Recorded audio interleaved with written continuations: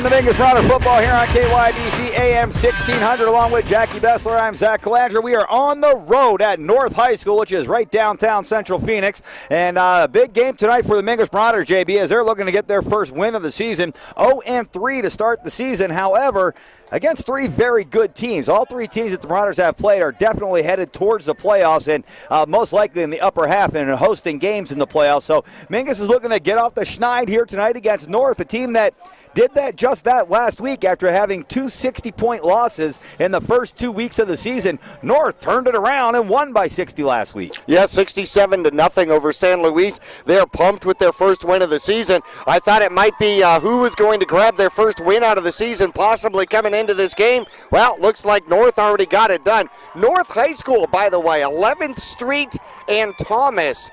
And interesting enough, when it was first built in 1939, this was about far north as you went in the Phoenix area. Yeah, we're past downtown. I know. We went through downtown to get here. No kidding. In fact, there was north, south, East High School, West High School, and Central. Only North and Central remain, and Central is further north than North. Oh, and I think we have found out your mysterious South High School. Have we? I think it's Phoenix Union now. Oh, that very well could be. Could have been changed into it. But interesting enough, a lot of tradition, a lot of history here with North High School. In fact, when North High School was built in 1939, Mingus Union wasn't even around yet. 1958 is when they established and combined Clarkdale and Jerome to make Mingus High School. And then they added Cottonwood High School to make it Mingus Union High School. Yeah, and that's funny because on the way down here, we're talking about how North High School is one of the oldest high schools in the state. And I mean, we're going to one of the old high schools here. It's built in 1939. Right. You know, where I grew up, stuff was built in 1739. I mean, we're talking about 200 years before this stuff out here. So this isn't an old high school, if you ask me, but it's an old high school here in Arizona. It takes a while to get west, you know? Yeah. Hey, you got to stop every once in a while and get your wheels fixed. No kidding. Speaking of which. Right, exactly. In fact, talking about nationwide warranties, Reese's Tire is coming down to work on the box truck down here in the Phoenix area. Right now. Yeah, on the way. But it helps when Neil Dixon, you get to go talk to him on the field and say, hey, I need help. Now, Jackie, I've got to make a point here, and it was pointed out to me as I got down the field. Now, of course, the schools put up banners. It is homecoming here tonight, and the schools put up banners all around the field. And ordinarily, there's something about, let's beat the other team. Let's get the other guys. So they've got one over there that kind of says that, and it says, beat the Marauders. Maudaures.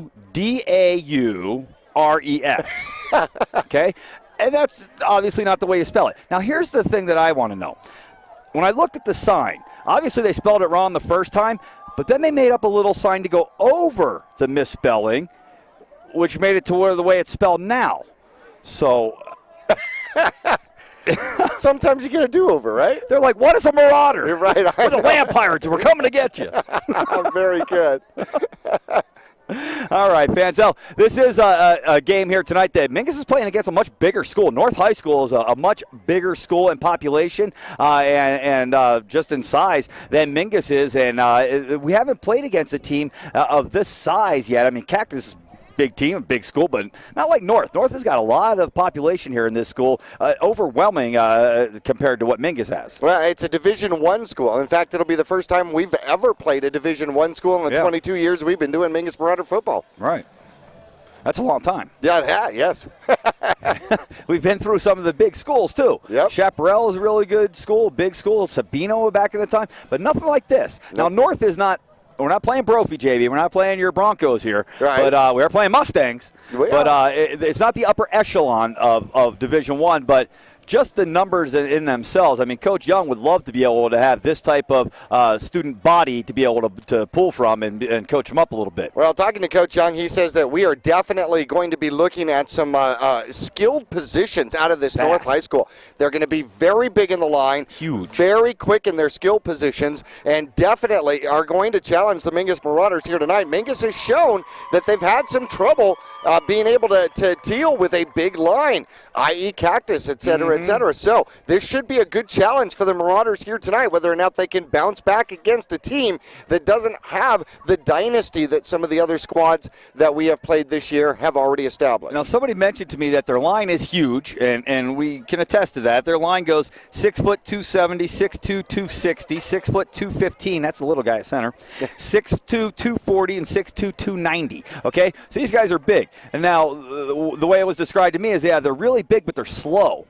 Okay, but the guys behind them are lightning fast, and all they have to do is open up a little hole, and zing, there goes the little fast guy out of the backfield, and that is what apparently caused a lot of trouble for San Luis last week. And talking with some of the other coaches and stuff, they said it was really hard to break down film on North High School. Right. You watch one film, and 2 minutes into the game, they're down 2 touchdowns. You watch the next film, 2 minutes into the game, they're up 2 touchdowns. You're like, wait a minute, is this the same team? No, and exactly. it is. It has been a tale of two teams without a doubt for North this year, losing their first 2 games 69-0, and then 63-6, and then coming back with a 67-0 victory. Now, one could also look at this and say North finally got it put together and back on track. They found the right people for the right jobs, and if that is the case, then Mingus will have whatever, something that Mingus will have their hands full here this evening. Now, San Luis, though, however, the team that they pounded last week is like 0-50 since their inception.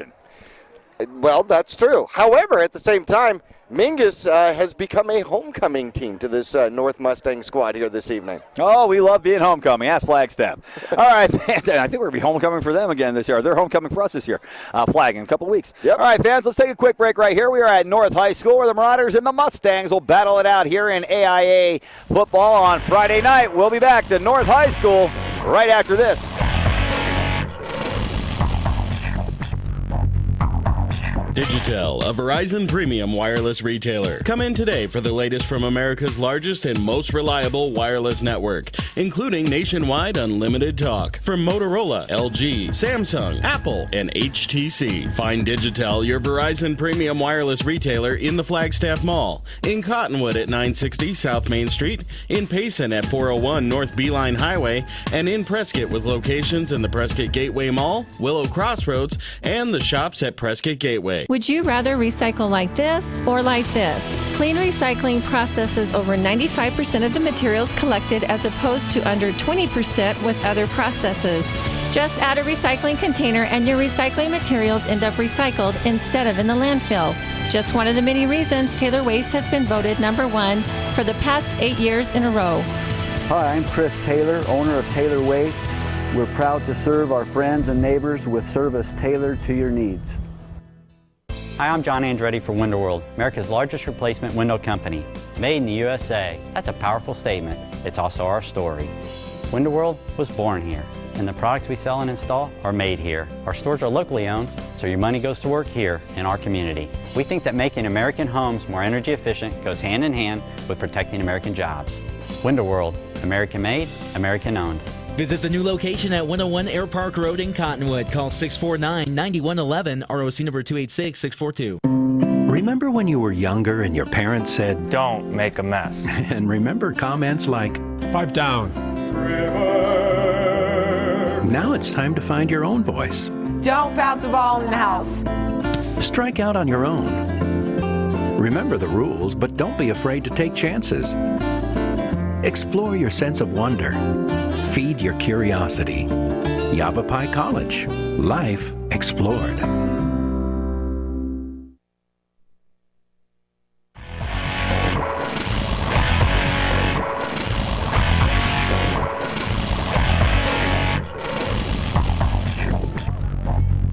Back at North High School, the Marauders and Mustangs ready to battle it out here. This is homecoming tonight for the Mustangs, so we will have our homecoming festivities, kings and queens and all that fun stuff. And remember, in 2 weeks, the Marauders will have their own homecoming with the Flagstaff Eagles coming to town, the Mustang Band making their way out. And look at the patriotic colors, JB, the red, white, and blue here of the North High School Mustangs. Indeed. In fact, they look good out here, and we'll see how they do on the field with the musical instruments. I'm sure they're going to entertain out here, looking for a full crowd, and we are in the stands here at North High School. Hey, want to mention with our injury report brought to us by Taryn Walls and his team of professionals at Northern Arizona Rehabilitation and Fitness. Got two names to mention. Marshall Schill, not with the team. Didn't see him out here and didn't see him punting before the game a little bit. And Cy Phelps, whom we mentioned earlier, with the dislocated shoulder. In fact, it is his second dislocation on that shoulder. Hopefully surgery isn't necessary, but it may look that direction.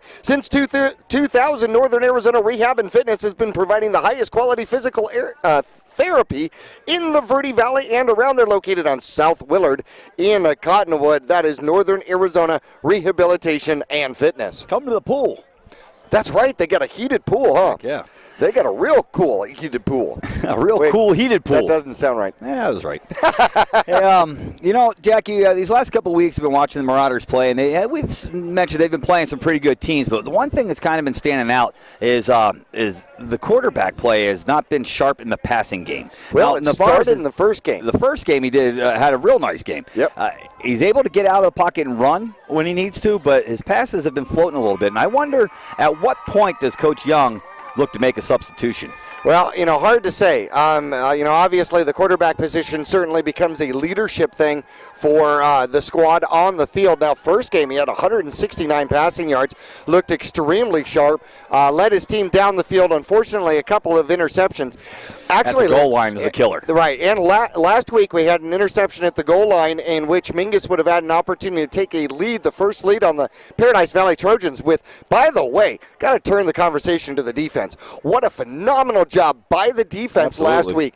The Trojans. 7 points in 3 quarters. I know. Against a team that scores 58 a game. Exactly, and they were definitely confused. They put up 520 yards on the Mingus Marauders, but defensively, 63 solo tackles during the course of the game. They ran 58 plays on us. We had 1 interception. Unfortunately, we also gave up 1 interception, but Navarez got the interception and gave up the interception, so kind of mix or match. And by the way, Navarez also intercepted that one in the red zone, so he kind of took back what he gave away earlier in the game. However, had Mingus been able to convert on that and score and take a lead on Paradise Valley, who knows where that game goes. Unfortunately, they didn't.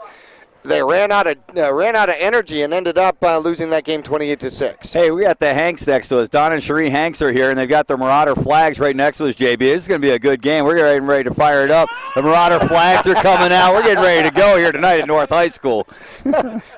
I'm surprised they allowed him in there with us. Hey, where were we? Oh, at Cactus. Yes. We think it may have been the first time ever that Cactus had the other team's flags up in the stands out there. Yeah, give that one to the Hanks. Assist goes to the Hanks on that one. Yeah, well, now we know where it came from, huh? Like we had any doubt. Yeah.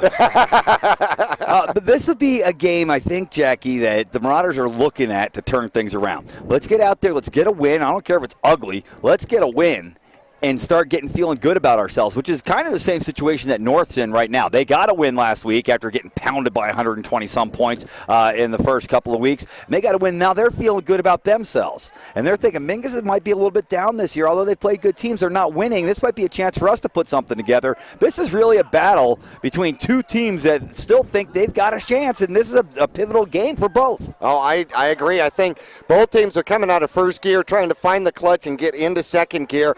No doubts about it now. Offensively for the Mingus Marauders last week, didn't do really well in the air, only ended up with 49 yards passing, 247 yards total, 122 on the ground in the second half, 125 yards in the first half, and the Mingus Marauders started to get some momentum in the second half. However, really haven't seen that offensive explosiveness since game 1 against Snowflake, and unfortunately unable to actually get back to 21 points in a game since then.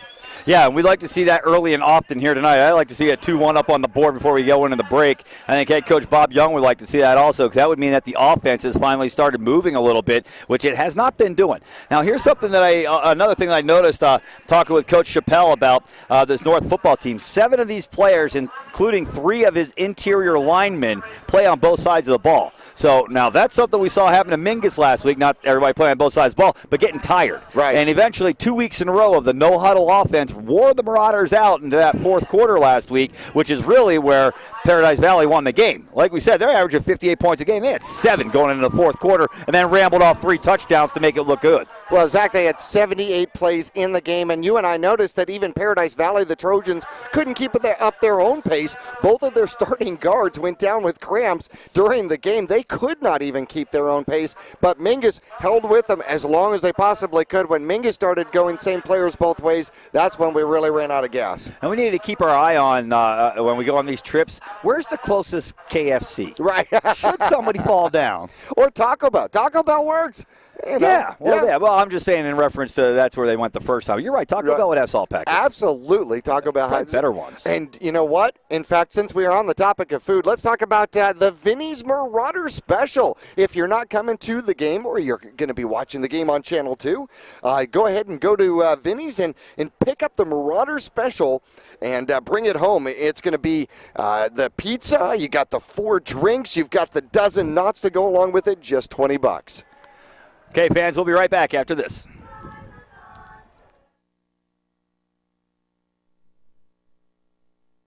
Your local Taco Bell invites you to Live Moss. There are now 3 varieties of Doritos Locos Tacos at Taco Bell: Nacho Cheese, Cool Ranch, and the new Fiery Doritos Locos Taco. Convenient hours, drive-through, and open late every night. Visit your local Taco Bell, located on the corner of Highway 89A and Cove Parkway in Cottonwood.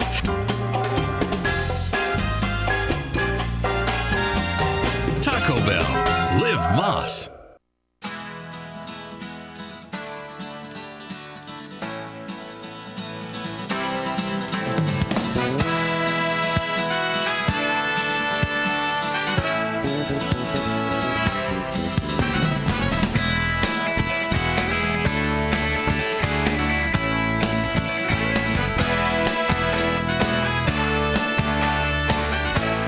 Our whole team is here to help you get the most out of each workout here at the Cottonwood Recreation Center. It's time for the year's best deals on the industry's best-selling machines during the Polaris Factory Authorized Clearance. Rebates up to $1,000 and financing as low as 2.99% on machines built to tackle your off-road passions. Hurry to your Polaris dealer today. Deals this good won't last long. Huge rebates and incredible financing going on now during the Polaris Factory Authorized Clearance. Visit Cottonwood Motorsports at Route 260 and Western Drive.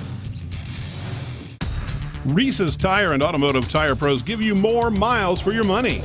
Locally owned and grown, Reese's Tire and Automotive Tire Pros will beat any competitor.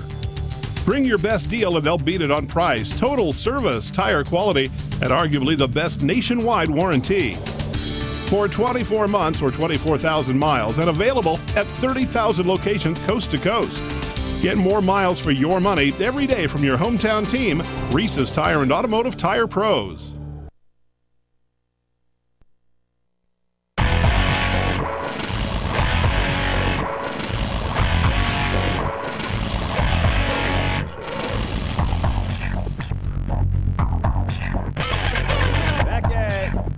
High School. The balloons have been set free as they fly through the desert air here tonight. The red and blue balloons flying around here in Central Phoenix, JB. And the teams have made their way out. Well, the Marauders haven't. North has made their way out onto the field in their blue uniforms with the blue helmets, the white pants with blue stripes, and a little red trim around the numbers. There's a red, white, and blue squad here. The Mingus Marauders will be coming out in their away white uniforms with the red trim. And ready for a big battle here tonight, JB. This is a game for the Marauders to turn the ship around. We're not on a ship. Right. Land Pirates. Land Pirates, there you go. In fact, I really appreciate North doing that. They said that inside all the balloons they have directions on how to get here for any Lost Mingus Marauder fans. Oh, good. Well, there shouldn't be many of them because they're all here tonight. Mingus obviously one of the teams that travels well. And, it's like going to a bowl game. Right. No kidding. No kidding. Hey, we want to thank Digitel, one of our premier sponsors out here, and they remind you the new iPhone is out and available. Order yours at any Digitel location, or you can have home phone service for just $20 a month. And tomorrow, fans, want to remind you there's plenty of football to go around. Tomorrow, come on out to CMS. The Cottonwood Bears, 2-0 on the season, will be taking on Chino Valley at noon. That's going to be a big matchup and possibly a #1 seed in the playoffs coming down to that game tomorrow, JB. Of course, Williams will have something to say about that. And then at 2 o'clock, a matchup of 2 Cottonwood teams as the Cottonwood Cardinals will take on the Cottonwood Colts. So a full day of football tomorrow at CMS. Come on out at noon. The Bears take on Chino Valley, and then at 2 o'clock, it's 2 Cottonwood teams, the Cardinals and the Colts. Also, the Marauders will take on the Coyotes in the Mighty Mite division, and the Lobos. That's in Camp Verde, though. In Camp Verde, right, and the Lobos will host the Chino Cougars on the Mighty Mite division. I believe that might be the 10 o'clock game at CMS. And then the Panthers will take on AYF Valor, and that will take place, and in fact, I believe that's at CMS as well. That might even be a 4 o'clock game. Here come the Marauders out of the tunnel here at North High School. Mingus coming out and taking their trip around the field here as they head over to their sideline, the far end of the field from where we're sitting here in the stands. And this is going to be a good matchup here, JB. And I think the Mingus Marauders are primed to come out with a win. If they play as well as they played last week, I think they should be able to come up with a big victory here tonight. Well, let's take a look at some of the offensive stats on the season in 3 games early in the season for the Mingus Marauders. And passing-wise, 22 for 44, 267 yards, 1 touchdown. Unfortunately, 4 interceptions. Mingus only has 1 interception back, so the turnover ratio a -4 out there. The leading receiver, Rios, who has got 8 receptions, 116 yards, and rushing the ball, Mingus has 533 rushing yards on the season, averaging a little over 5 yards a carry, 41 points on the season. And that is a total so far in the first 3 games of the season. All right, fans, let's take a final break here of our pregame show. We'll be back with the opening kickoff and the coin toss and all that good stuff coming up here in just a few minutes. You're listening to Mingus Marauder Football on KYBC AM 1600.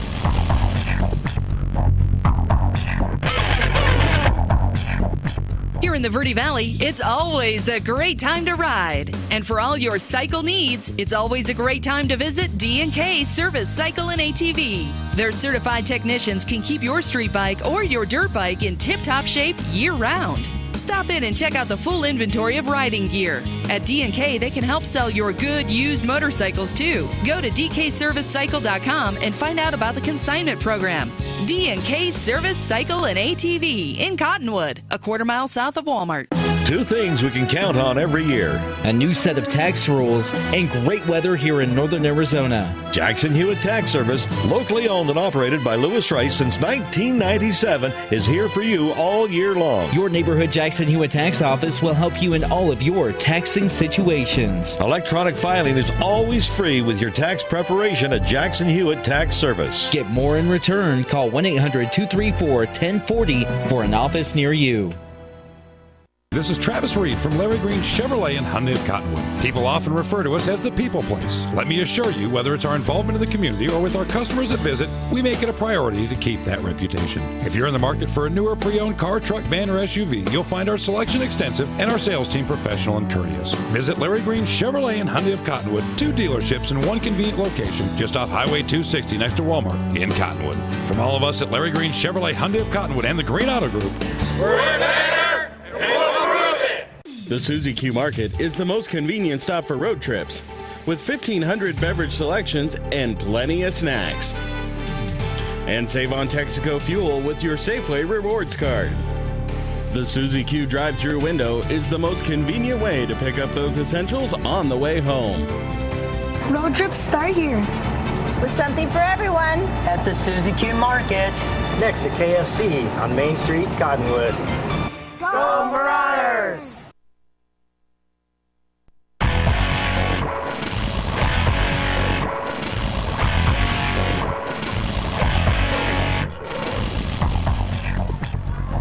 Back at North High School, getting ready for football. The Mingus Marauders win the coin toss, and they have deferred to the second half. So North High School will receive To start this football game, North will send their return men back. It's number 1 and number 5. Number 1 is Alex Gutierrez. He's a team captain, plays 3 positions, wide out, outside linebacker, and return man. Number 5 is Blake McDowell. McDowell, a senior, 6 foot, 155. He's a starting corner and also return man. Now, we mentioned that North High School's got 6 players starting on both sides of the ball, including their interior line. Pablo Torrio is an offensive tackle and nose guard at 6 foot, 270. Ruben Ramon, a captain, is an offensive guard and defensive tackle at 6'2", 260. And Antonio Calderon is an offensive guard and defensive tackle at 6 foot, 240. So that's 3 interior linemen that are playing on both sides of the ball. Let's see if the Marauders can take advantage of that. Mingus set to kick this thing off. JJ Jair Jacobo ready to boot the ball away, and boom, we're underway at North High School. Long kickoff taken at the 2-yard line. It's going to be returned by Gutierrez. Gutierrez to the 20, down the north sideline, cuts it back to the middle of the 40, caught from behind, spun around, and down just shy of midfield. Well, the Marauders chased him to the sideline and then let him go. And he ran for another 20 yards down the sideline. It will mark the nose of the ball right on the 50-yard line. That is a 48 or 9-yard return on the opening kickoff. And the Marauders have half a field to work with their defense. Holy cow, it was like he was riding the wave inside the tunnel, wasn't it? Starting quarterback, number 6, Frank Gomez, a senior, 5'6", 145. From the gun, 1 man on his right, a man in motion from left to right. They'll fake the handoff. No, they do hand off. It's the return man that's got it, Gutierrez, and he will take it from his wideout position on the left side, behind the line of scrimmage, handoff sweep to the right, and he's got about 4 yards to the Marauder 46. Brings up 2nd down and 6 now for North. Well, Gutierrez running the ball out here today, or during the course of the season. He's only got, he's got 15 carries, 203 yards. He leads this North Mustang squad. 5'6", 145-pound quarterback, JB. And apparently he... From an I formation, here's a snap, fake the handoff, and looking to throw deep down the left-hand side. The Marauders had it, and now take another step back, and that's an interception. Mingus doesn't get the interception, but the deflection was able to break it up enough to where Gutierrez couldn't come down the catch. However, the ball appeared to have hit him in the hands after it was deflected by Tanner Karen. Well, they almost played the tip drill, and Karen tipped it up, just didn't tip it quite far enough away. Had Karen taken another step back, he might have been running the other way. 3rd down and 6. According to the coaching staff, Zach, containing Gomez, the quarterback, is going to be key to their success defensively. No doubt about it. Marauders are over there smiling from ear to ear. Look, those dudes are in a huddle. I like huddles. 3rd down and 6. Here's a snap. Rolling to his left, throwing across the body, downfield, got a man. Oh, he dropped it. Well, he had a man wide open that time. It was number 10, Johnny Cortez, a 6 foot, 160-pound senior wideout. Would have been good enough for 1st down yardage, but it falls incomplete, and that will force the punt now. The punter, 44, Rahelio Amandor. Amandor coming on to punt the ball away. Nice return on the opening kickoff. Good run on 1st down, then the wheels came off. Look at those shoes. Look at the punter's shoes. Holy cow, those are bright. Oh, they're going to fake the punt. They're going to sweep to the right. Now they're going to throw to a wide open guy who makes the catch on the Marauder sideline and knocked out of bounds around the 30-yard line. Jackie, that was a snap. The quarterback, the punter got it, flipped it to a man in motion in front of him. Looked like they were going to run a reverse, and then he got to the sideline and then threw it down the field. Said, why should I run for 5 when I can throw it for 20? And the Marauders give up the 1st down on the fake punt. It's 1st and 10, Mustangs at the Marauder 30-yard line. Blake McDowell actually threw the ball, receiving it, Abel Eniquez. Glad you got that one. Here's the handoff. Coming to the left-hand side, slams into the line, and then gets slammed on his behind. That time the run by Daniel Wright, 5'8", 180 pounds, and it looked like he's a Mark Sanchez fan, except we're out the fumble. He just ran right in the back of his lineman that time and got jolted backwards. Well, he ran to where the hole was going to be, and looked like the Mingus Marauders just wrapped it up right after that, and coming down with the tackle, Isaiah Baker just landed on him. One wide out left, one right. Back in the backfield to the left-hand side of the quarterback. Man in motion from right to left, and they're going to hand it to him. It's Gutierrez caught in the backfield. Gutierrez will try to split two defenders. Kitchen will have none of that. Grabs him around the waist and rides him to the ground. Good play that time by the Mingus Marauder defense. Another long developing play, and the linebackers were able to sniff it out and get up to the line of scrimmage before any damage. Well, this is a huge line here for the North Mustangs, but Mingus showing some decent penetration, especially by the defensive end, able to contain the corners a little bit. They're going to go trips right, nobody on the left. One running back on the right-hand side also. Wonder where this play's going. Quarterback rolls right, looking down the field, jump pass, has a man open. Catch is made by Gutierrez for a first down. Gutierrez has it down around the Marauder 19-yard line. That's a big third down pickup, and you better watch out. These North Mustangs start feeling good about themselves after winning last week, and they may just be an unstoppable force. No kidding. Well, they moved the ball extremely well on that one. 3 trips to the outside, and it almost like he just found that little zone area where the Mingus coverage was not. You know, like we said, they got trips right. They got the running back on the right. I wonder where this play's going, and they ran to the right. They threw it to the right. First down and 10 now in the red zone, working at the Marauder 19-yard line. Quarterback Gomez set under center, fakes the handoff. Now he will hand off to the second man through, and he breaks the tackle. And stiff arms a man at the 10, 15 to the 10, cuts it back to the middle, and gets hammered by Levi Collins and driven out of bounds at the 2, but not before a big run of about 17 yards to bring up first down and goal. Mustangs at the Marauder 2. Well, they are fired up without doubt, and Daniel Wright. Daniel Wright again, yep. Yeah, he writes himself. The last time he ran a ball, he lost a yard. That time he picks up a real important first down. 5'8", 180, and with wheels. Uh-oh. Now we look at the sideline, and Gutierrez is out off of the field right now. He's been their main player so far. Looks like he's okay. The trainer's coming over to take a look at him, however. And we've got, a power eye. Now they look to go to the right, and the running back went down. That's right. That had the carry, and he went to try to make a cut out in the middle of the field. And there are some dirt spots out there, and it looks like his cleat just didn't catch it, and he lost his footing and went to a knee, which will back him up. And now it's going to be second and goal all the way back at the 10-yard line. Loss of 7 on the play, and it almost looked like there was miscommunication there. The quarterback and the running back ran into each other. There was a collision, and by the time they righted themselves, they were, already deep in the backfield. In the first quarter, we could tell you that. Can't tell you how much time, however. 2 left, 2 right, 1 back in the backfield. Quarterback, quick step, looks left, looks to run. Now he's in trouble, hitting the backfield, and he's down, and a fumble. Now they're going to say he's down.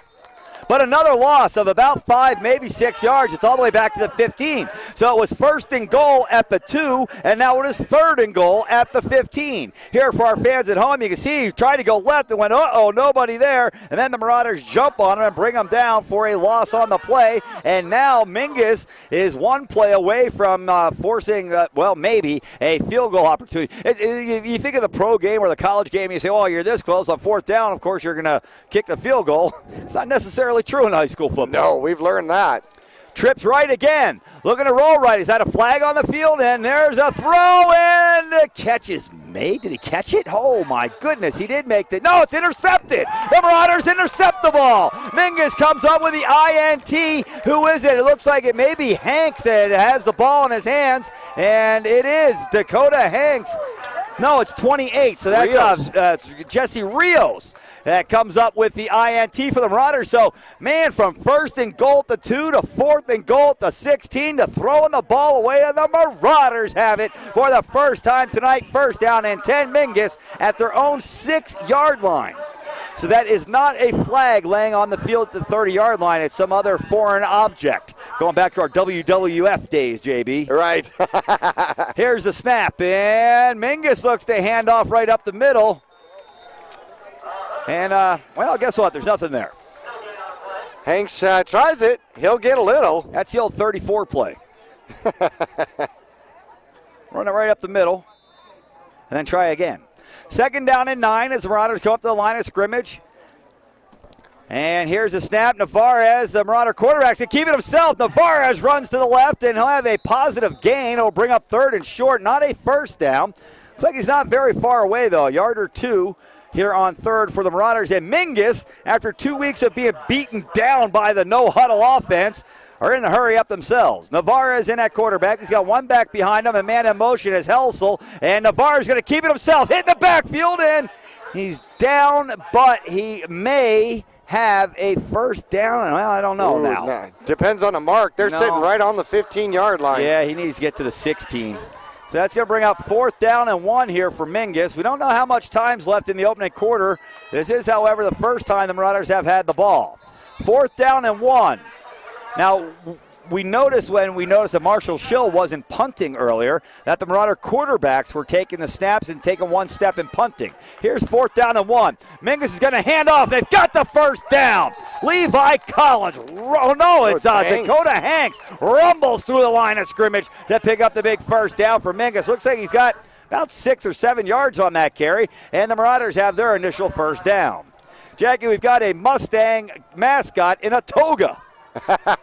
Well, I think it has something to do with the pass to the left-hand side to Helsel. Helsel will get free momentarily and then be dragged down as he crosses the 30. And now a flag comes in after the play, and Helsel may have been brought down by the tin on the front of his cap.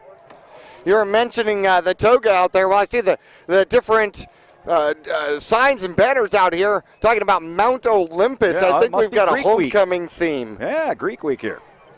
Toga. Toga. Oh, no, that's not until you're out of high school. Right. Ooh, that's a 15-yard variety. Yeah, that's yanking them down by the face mask. And the Marauders will set up shop now. First down and 10 at their own 46-yard line out near midfield. This drive started at the Marauders 6. Man on the right-hand side checking with the official, make sure that he's in bounds. That's number 40 for the Marauders. Trevor Galloway, the freshman, about 6'4". And they're going to pitch coming to the Galloway side. Helsel with blockers out in front. Can he get to the corner? He does, but then run out of bounds. Now flags come flying in. And I think we've got some extracurricular activity going on way away from the play, and I believe it's going to be number 5 that's going to pick up the personal foul. Blake McDowell. The run was good enough for about 9 yards. Looks like they're going to mark the ball at the 45 or 6 yard line of North, but now we're going to have a personal foul on the North Mustangs, and that'll move it 15 yards further downfield where they will mark the ball now to the 33. First down and 10, Mingus looking for the first score in the hurry-up offense. They got to wait to get the stick set, and the Marauders look to snap the ball. Navarez with a man in motion, and the offensive line took off way too early that time. That'll back the Marauders up. Man, I hate that. You finally get some momentum going, and you kind of destroy it yourself. Novak that time got off the ball a little early. He's just excited. Yeah, man, we got a couple big plays getting ready to score. First down and 15 now, Mingus. Rios in at a wideout on the left side. And who do we got over here on this side? Looks like it's Galloway again. Awaiting the snap from the gun is Navarez. Now we've got whistles and illegal motion on Mingus. Jeez. Well, went from 1st and 10, now it's 1st and 20, and we didn't have a hold. Ball all the way back to the 43-yard line. They got to get to the 23. Just opens up the playbook. Run the halfback option. Trips on the right. Here's a snap. Navarez throws left, and oh boy, threw it behind his receiver, Rios, and is lucky that old number 5, McDowell's not running the other way. Yeah, definitely so. In fact, Rios trying to come back to it. May have blocked him a little bit, but McDowell got a paw in there.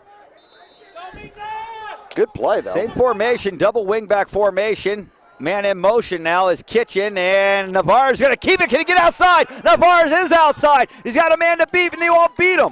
To the 31, a gain of about 12 yards, bringing up now 3rd down and 8 for the Marauders. So a good gain on the play. However, had he beaten that last guy, he was all the way to the end zone. 3rd down and short now here for the Marauders. Not short, but 8, shorter than 20.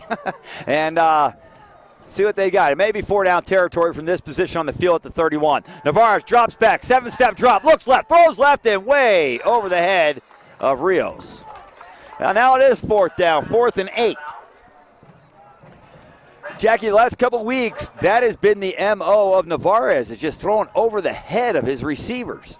Yeah, you know, I've seen it. If he's going to miss high, he typically misses high. High, yeah. In fact, it was unusual that he throws behind somebody. All right. But you're right.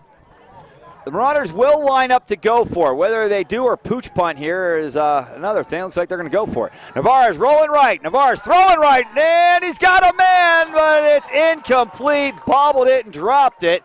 Tanner Karen couldn't come up with a grab that time, and it would have been right about first down territory, right around that 23-yard line, but unable to come up with the reception, and the Marauders will turn it over on downs.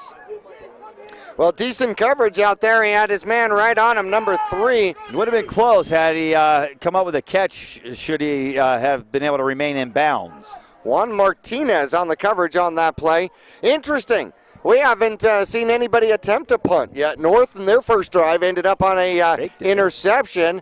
Well, they faked the punt the first time. Right, exactly. They did, and then the second time the interception. So 3 fourth down attempts so far. Here's the snap for the Mustangs. Right up the middle. It's right. Right breaking tackles. Right carrying Marauders down the field. It will take 3 Marauders to tackle them, and not before a huge gain to the Marauder 45. 25 yards. Oh, right got a flag. goal. There's a flag on the field over on the Marauder sideline. It's past the first down marker, so let's see what the official says here.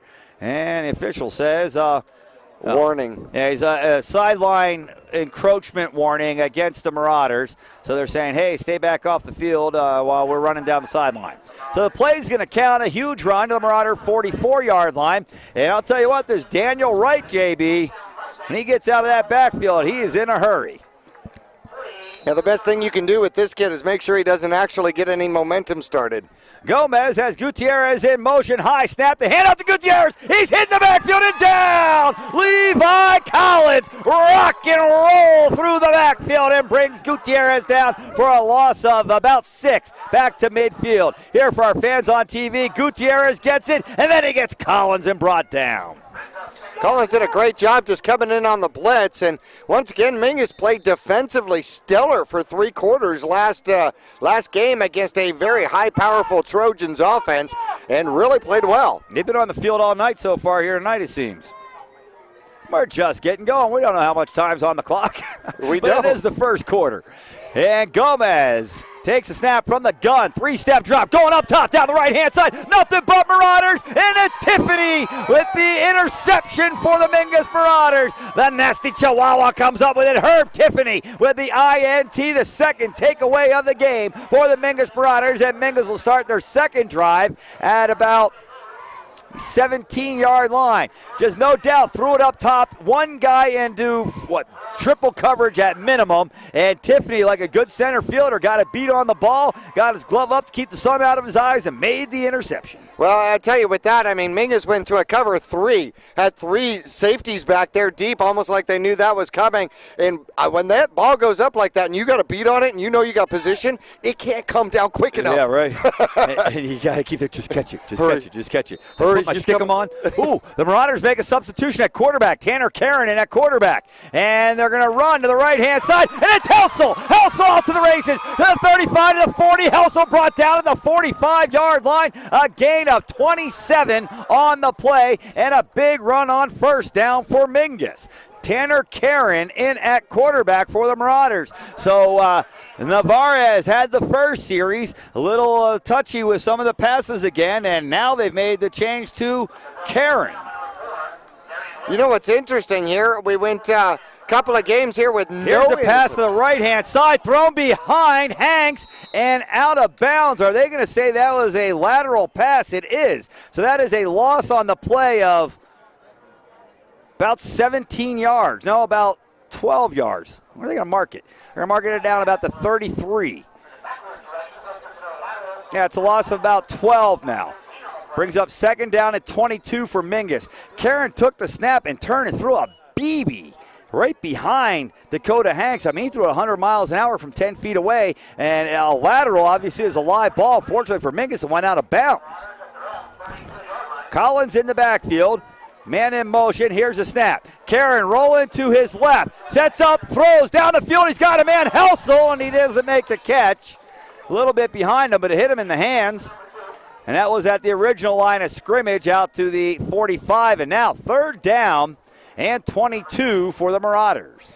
I don't know if Karen actually noticed, but Rios had gotten behind the defense by about 8 or 9 yards. Had he been able to loft that one, I'm not sure the safety would be quick enough to catch up to it. Well, let's see if they can run that play again, find them this time. It's 3rd and 22. As the Marauders come back to the line of scrimmage, Collins in the backfield.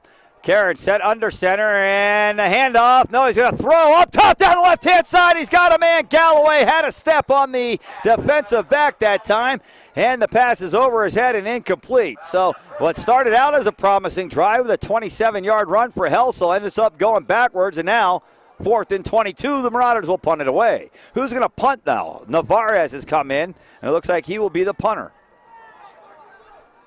Well, both of them were warming up, so it's hard to say. And also, I mean, here's your starting quarterback's your punter. I mean, if you're going to fake it, it'd be with a guy like that in there. But on 4th and 22 from your own 33-yard line, I suggest you just punt it away.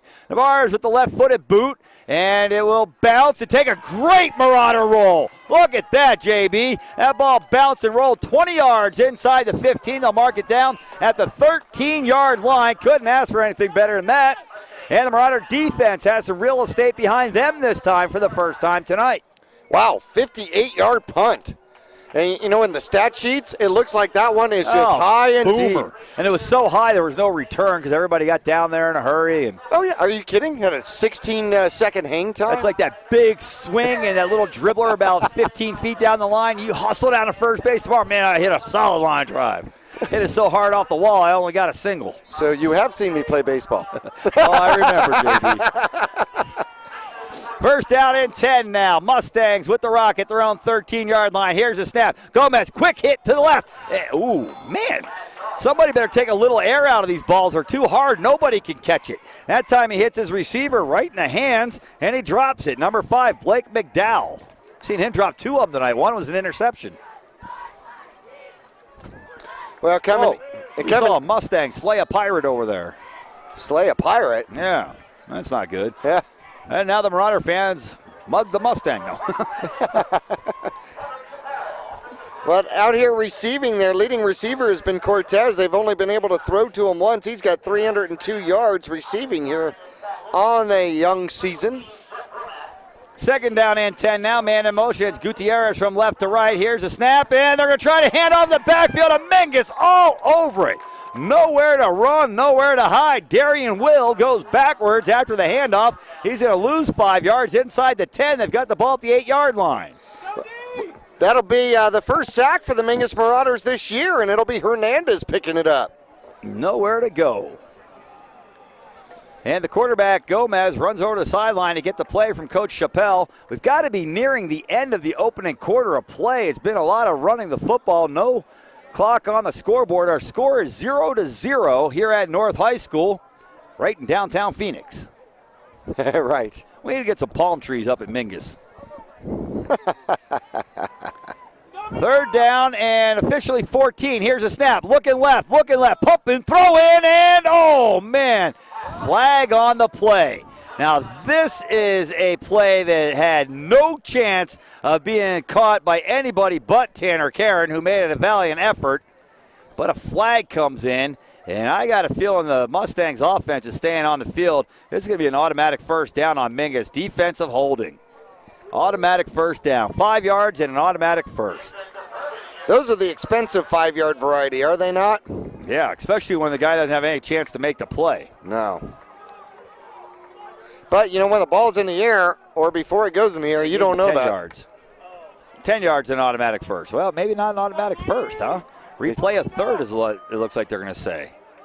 I thought it was an automatic first. Subtle differences between the pro game and these guys that just play on Friday. Huh. So it's third down about 4 then. So All the right. Riders still have a chance. Better than first.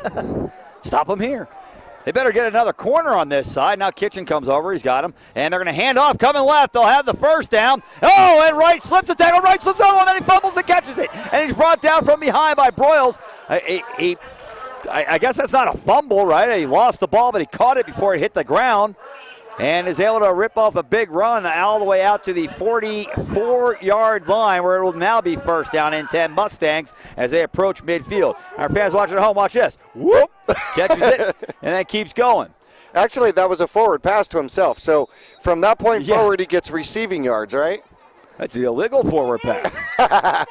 First down and 10. Trips right, stacked in a bunch. Quarterback's got one man. It's right next to him on his right. Rolling right, looking to throw. Right picks up the blitz, throwing down the field. He's got a man in and out of the hands that time of McDowell. McDowell in double coverage down the middle of the field, and it looked like he had a step on the Marauder defenders that time, and the ball went through his hands, just unable to come up with a big catch, and it's second down and 10 now. Mustangs at their own 44. Zach, the truth of the matter was we had two defensive players there, and he was about 2 yards behind them both and ended up getting his fingertips on the ball about a yard in front of them.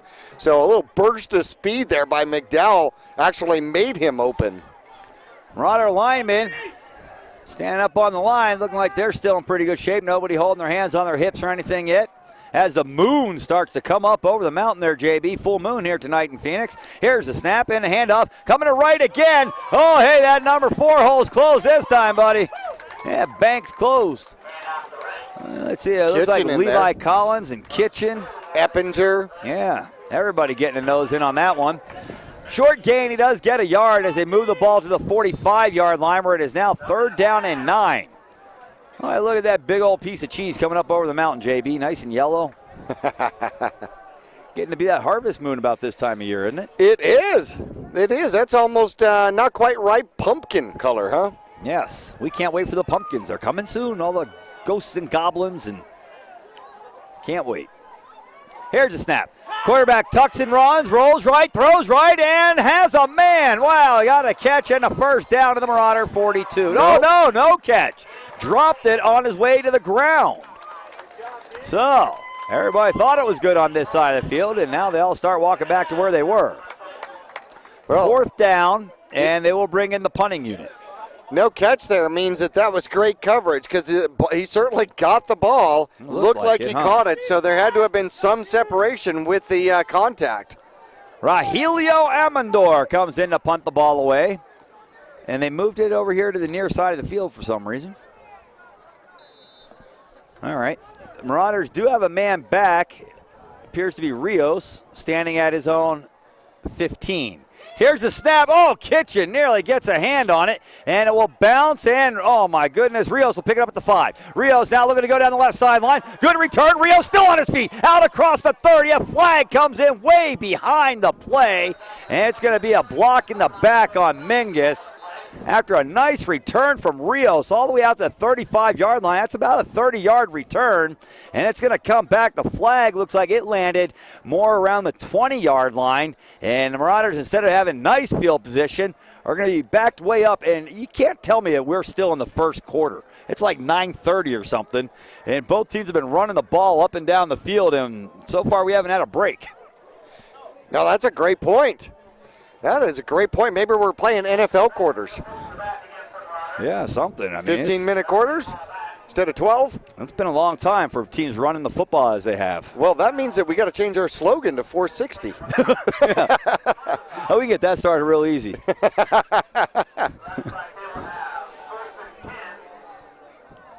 First and 10 now. Mingus, as the ball will be spotted all the way back around. Looks like they're going to say 12-yard line. Maybe the 11. Yeah, it looks like the 11. Who's in at quarterback? Navarez is back in. So they're switching. And a handoff coming up the middle. Keeping you honest, we will do that every third play or so. And Hanks has got the carry, and he's out to about the 15-yard line. A gain of 4 on first down. That'll get the clock running again. Hanks has got 11 yards here in the first half on 3 carries. And wait a minute, players are leaving the field, and we may be at the end of the opening quarter of play. And we are. At the end of the opening 12 or so minutes, the score is 0-0. We'll be back with the Mingus ball, second down at 6 after this. For almost half a century, Verde Valley Guidance Clinic has helped people seeking recovery from mental illness and substance use disorders. Now is the dawn of a new day in healthcare. With the addition of Valley Medical Center and Verde Valley Connections Primary Care, we now offer a balanced approach to healthcare. Our pediatricians, physicians, and nurse practitioners are available to assist children and adults of all ages to get well and stay healthy. New patients are welcome. As the oldest community behavioral health clinic in northern Arizona, the professionals at Verde Valley Guidance Clinic have helped thousands of families and individuals reach their recovery goals. Our 2 primary care offices are located in Cottonwood, with behavioral health facilities in Cottonwood, Camp Verde, and Sedona. Our clinics now accept Access, Medicare, and private insurance. Verde Valley Guidance Clinic. We provide quality health care for both your body and your mind.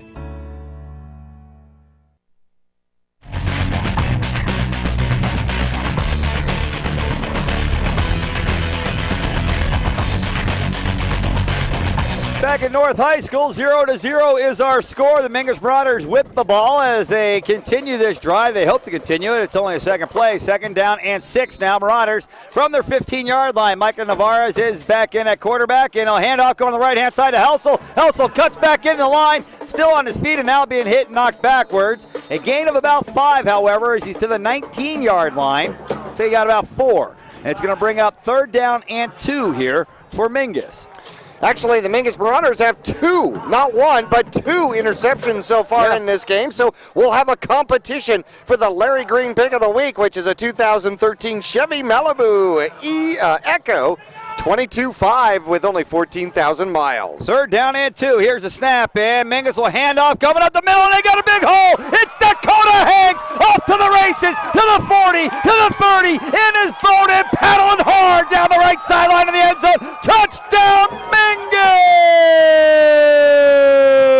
Dakota Hanks takes the rock 81 yards unscathed to the house, and Hanks puts the Marauders on top. 6-0 under a full moon rising here deep into the desert.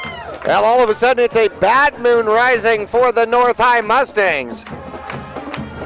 Dakota Hanks with the big run for Mingus, breaks off 81 yards untouched. And I'll tell you what, when Dakota gets into your secondary, you're not gonna catch him. And the Marauders attempt the extra point. Jair Jacobo in to attempt the extra point. The holder is Micah Navarez, awaiting the snap. Oh, the snap rolls to Navarez. Navarez rolls to the right and does not get off a throw, and the Marauders will not get the extra point. Well, the snap was not good. It rolled all the way back to Navarez, who made a good play to come up with the ball, unable to do anything with it after that, and the Marauders will settle for 6, but it's better than none. 6-0 Mingus. We'll be back with the kickoff after this. Digitel, a Verizon premium wireless retailer. Come in today for the latest from America's largest and most reliable wireless network, including nationwide unlimited talk from Motorola, LG, Samsung, Apple, and HTC. Find Digitel, your Verizon premium wireless retailer, in the Flagstaff Mall, in Cottonwood at 960 South Main Street, in Payson at 401 North Beeline Highway, and in Prescott with locations in the Prescott Gateway Mall, Willow Crossroads, and the shops at Prescott Gateway.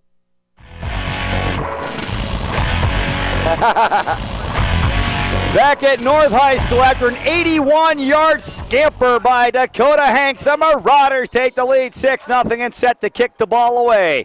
Back deep to return, it's number 1, Alex Gutierrez, and it looks like he will be the return man. Is he in the end zone? No, at the goal line, and he'll come out, going to the left-hand side of the field to the Marauder right, and now finally caught up and bottled up and brought down out around the 25-yard line or so. So, well, JB, haven't seen it yet this year. The big breakaway, the knockout run by the Mingus Marauders, and we got the first one, and fittingly, it comes from Dakota Hanks. In fact, that is the longest run from the line of scrimmage for the Marauders so far this year. Previous record held by Collins, a 54-yard run for a touchdown. Boy, JB, you got that paper open there with that Vinny special staring me right in the face. Go for one of those. No kidding. In fact, it's good all week until we play the next game, too. How about that? Wow, all week long until the next game. Yeah. because you can see it on Channel 2 on Suddenlink or Cable 1, so you got to keep doing it. Here's the snap in. The quarterback will hand off, coming back into the middle of the field. Caught from behind, breaking a tackle. It's right, breaking tackles again. Can they catch him? It's one man back, and can they get him? Yes, he does. How about that? It was Thagard that time that got back for the Marauders. Taylor Thagard was able to get back and make the play. However, we've got a little bit of litter out here on the field, and it's past the first down marker out to about the 39-yard line, where we have got a personal foul hit to the head against North. Ooh, that'll back them up. 15 yards from there, so even if it was a hold there, they've only gone back 10, but now they'll go back 15. It'll remain first down. But it'll be first and about 12 or 13. 3 penalties by North so far. And 15-yarders. All have been 15-yarders, that's right. Although that one is a little more costly than the 15 yards. Yeah, our fans get to see what we're looking at. That's straight ahead of us. Big moon coming up. Oh, there's the palm trees. Need to get some of them at Mingus. We want to be the tree pirates. Well, yeah, and they will mark it from the spot of the foul, so the ball will go 15 yards and all the way back to, it looks like they're going to mark him right at the 15-yard line, huh? Maybe inside to the the 25, maybe the 24. Yes, it'll end up being a 2-yard loss and start over. All right. Oh, we'll take that. That was a big run. Could have got the Marauders on their heels. Now Mingus has got to feel good about themselves. Well, they got to feel good about that. However, they're probably not so happy about their tackling skills on that one. Wright broke like 5 different Marauder tackles until Thagard finally ran him down. We haven't seen a running back like that, the spinning guy, yet this year. And he's a spinner. Here's the snap, and they're going to try it again up the middle. No, they're going to throw right side. Oh, the man makes a catch, and now no tackle again by Mingus. And finally, Thagard will come in and make the hit, but not before a gain of 15 all the way out to the 41-yard line. That time he just rolls right, looks up top. The throw was high, but the receiver that time, Johnny Cortez, was able to go up and get it for a first down. Well, they've run that play a lot. I'm really surprised that Mingus didn't tail off and get that one covered a little bit better than that. Mingus with 2 picks. That's the kind of pick they've had so far in this game, is on that play.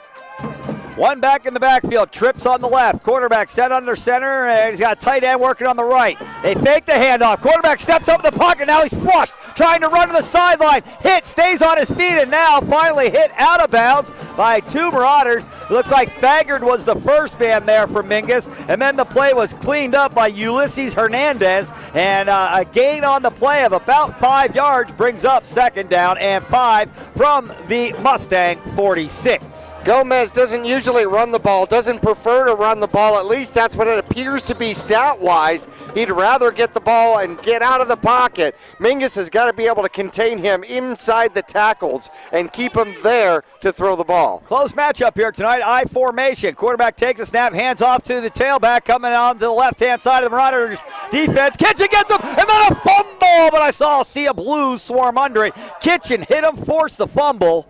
And then it looks like the Mustangs were able to bounce on it for no gain back to the line of scrimmage. It'll be third down and 5. Well, here for our fans at home, you can see it again on our replay. The run goes to the left-hand side of the Marauder right, and wham, there's a hit by Kitchen. And then the fumble is actually forced by Karen. Is it Karen? Yeah, yep. Tanner Karen comes in and forces the fumble. The Marauders are just unable to capitalize on the loose ball. Well, it appears as though Timothy Justice Reed of the Mustangs saves his team's possession there by recovering the fumble. Third down and 5. Quarterback in the shotgun, takes a snap, floats right, throws right, has a man. A tackle is made, and it's going to be close. Well, Dakota Hanks got over there to make the play on Alex Gutierrez, but the reception is going to be close to a first down, and now it looks like they're saying not close enough. That's good, and count for 5 yards plus 1 more and give them 6 for a first down. Here our fans at home can see there's the hit, and should have been able to bring them down right at the 50. Would have been good news for Mingus, but across the 50-yard line gives the Mustangs a first down. Well, it looks like the captain and senior out here for the Mustangs did a great job of just reaching that ball out as far as he could. And I think that's what it took to get that first down. Got the tight end split wide to the right, 2 receivers on the left. Here's a handoff coming up the middle to right. He's hit at the line of scrimmage and knocked backwards. Isaiah Baker gets in there along with Alex Eppinger to make the play for the Marauders. And Marauder getting up a little slow. It's Levi Collins getting some help up from big old number 65. And JB, that's one of your guys, I think, old 65, one of those guys we didn't have a number for. He comes in to help Collins up, and now Collins is limping off the field, headed to the other side, and the official's going to blow the whistle and make sure that he gets off the field all right. Antonio Calderon is the one that helps him up. Well, coming in for the Mingus Marauders is going to be Vera, and Karen comes over to chat a little bit. Concerned about Collins. He has been key and crucial defensively for the Mingus Marauders this year. Do not want to see him spending too much time on that sideline. The play was good for a yard, 2nd down and 9, as they are across midfield to the Marauder 47-yard line. We have no idea how much time's left here in the first half, but we are in the second quarter, and the Marauders do lead 6-0. Set under center, Tripp stacked in a bunch on the left. Here's a snap. Quick screen to the left, hit immediately, and a good play. Herb Tiffany eats up Alex Gutierrez for a short gain, if any, maybe a yard. Looks like they're going to say not even that. At the line of scrimmage, and it's 3rd down and 9. Well, it gets the reception and then the headache that goes along with it. Marauder defense happy as anybody in the state right now that their opponent's in a huddle. No kidding. 2 weeks back-to-back, no huddle offenses. I was tired from the press box. Well, now we've got a bunch of people headed out towards the end zone, JB. Most likely senior type of people here on homecoming. Ooh, what does that tell you? It means we might be getting close to halftime after an hour-long first quarter. And the ball rolling to the right, hit as he throws. Oh, the catch is not made. Wow. Well, the quarterback Gomez got hit as he released it. Johnny Cortez came back for it on a button hook, dove, and looked like he was going to make the reception, and it bounced out as he hit the ground, and it is no good. Brings up 4th down and 9 now, and the Marauders with seemingly as much time as they would like maybe left in this first half will get the ball back on a punt, we think. Well, I'm sure they got to be able to tell the coaches where they are so the coaches know how to manage the rest of the clock in the game. Rio standing at his 10. Low snap, picked up. High punt, not very long. Rios will fumble it and then pick it up and then get hammered at the 11. Oof. It kind of looked like he never really had a good beat on it there, JB. He was like a step behind it all the way down. I think he was somewhat indecisive on whether he was going to let that one roll or not. He thought, it looked to me like he judged that one to be way in front of him. It was going to bounce way in front of him, and then he thought, uh-oh, this is actually too close, and he made a stab for it. Thank goodness he was able to recover his own little fumble there and keep possession for the Marauders. Yeah, you wouldn't want to give the Mustangs the ball right here towards the end of the half. 6-0 Mingus.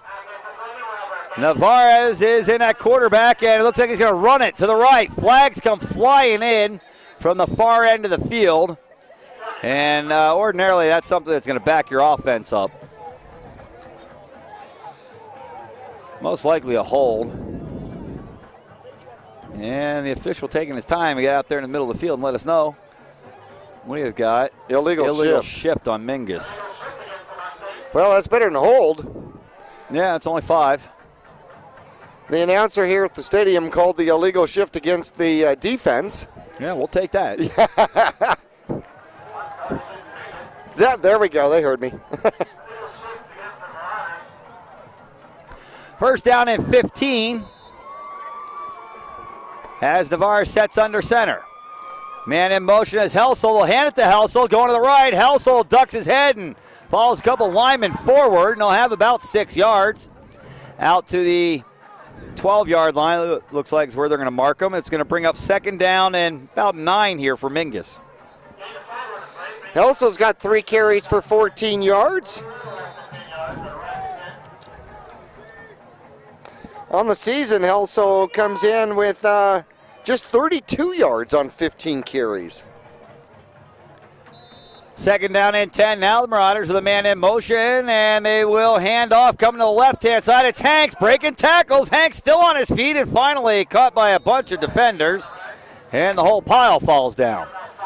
Gain out to, it looks like the 16 or 17-yard line. So it's going to be third down, about 8 here for the Marauders.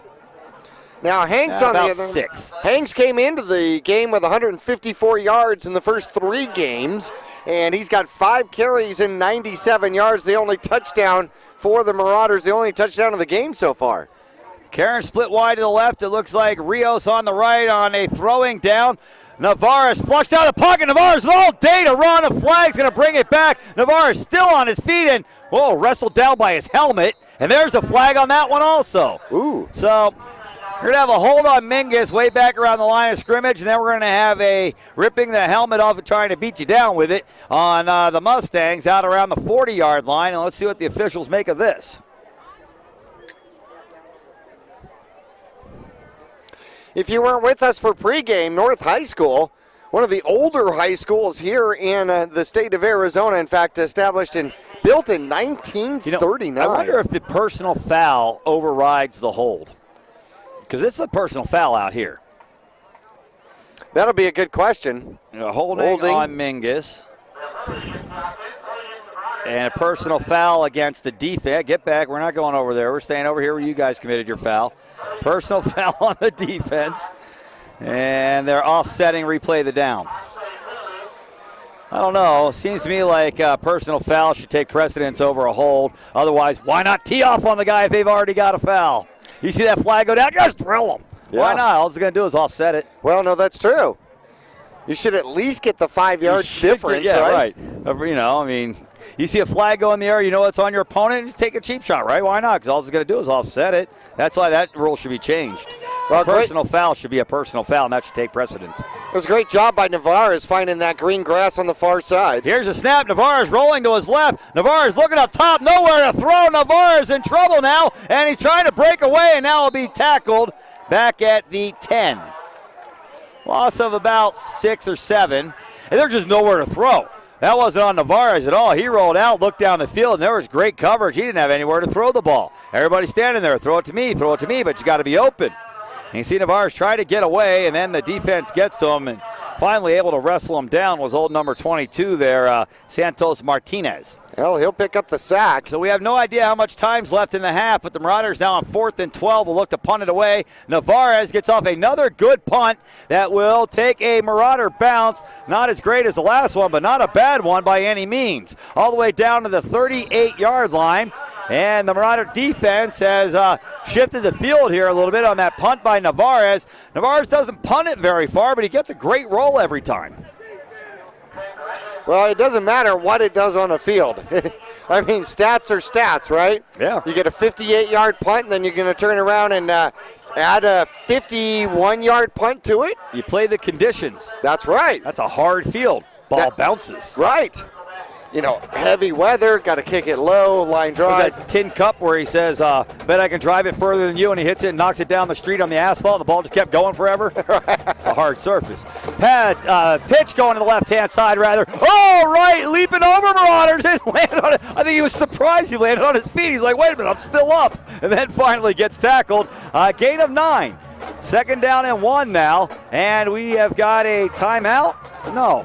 They're just moving the sticks? Yeah, they said a 1st down. Wow. Look at this. He jumps over the Mingus Marauders and then lands on Broyles' back and somehow keeps running. Yeah, and they're going to give him 10 and a 1st down, just shy of midfield at the 49. We have no idea how much time's left in the first half. It's 6-0 Mingus. Daniel Wright putting his bid for a top 10 ESPN play. Here's the snap. The quarterback rolling right. Looking down the field. He'll throw. He's got a man, Gutierrez, who's ridden down immediately by the Marauder defense. Dakota Hanks right in his back pocket. However, the catch is good for about 6 yards. Brings up 2nd down and 4 as the ball's now at the Marauder 46. Gomez so far during the course of the game here as, well, let's see. He's got 11 attempts, only 39 yards, 3 for 11. Oh, I think they're relaying the time on the clock to the sidelines. I thought they were calling timeout, but they're just relaying the time, which we have no idea. But the play clock's running. 6-0 Mingus trying to spoil the homecoming for the North Mustangs. Here's the snap. Handoff going to the left to right. Right breaks it back in the middle. He's got a first down and plows forward rather. Inside the 40, down to around the Marauder 38-yard line. Another first down carry. And we're wondering how much time they've got left. Well, right now he's got 53 yards on 8 carries. Looking for another 100-yard gain. Marauders already have 2 takeaways in the game. We've seen the Mustangs fumble twice. They've been able to recover both of them. Wow, do you realize Wright had only had 3 carries before tonight? Here's a snap, pitch to Wright, going right trying to get outside, and Wright caught at the line of scrimmage, couple yards downfield, and finally wrestled to the ground by a bunch of Marauders. However, his progress is about 4 yards to the Marauder 33-yard line. Second down and 6. You start to wonder whether or not Daniel Wright actually started to win his position. Like I said, he only had 3 carries prior to tonight, and he's got 9 carries already with 57 yards. We need to get one of those drummers over here. Isn't it supposed to be like USC or something? Second down and 5. Yeah, it looks like it's about 5. Here's a snap and inside handoff coming to the left, and the Marauders not fooled by that.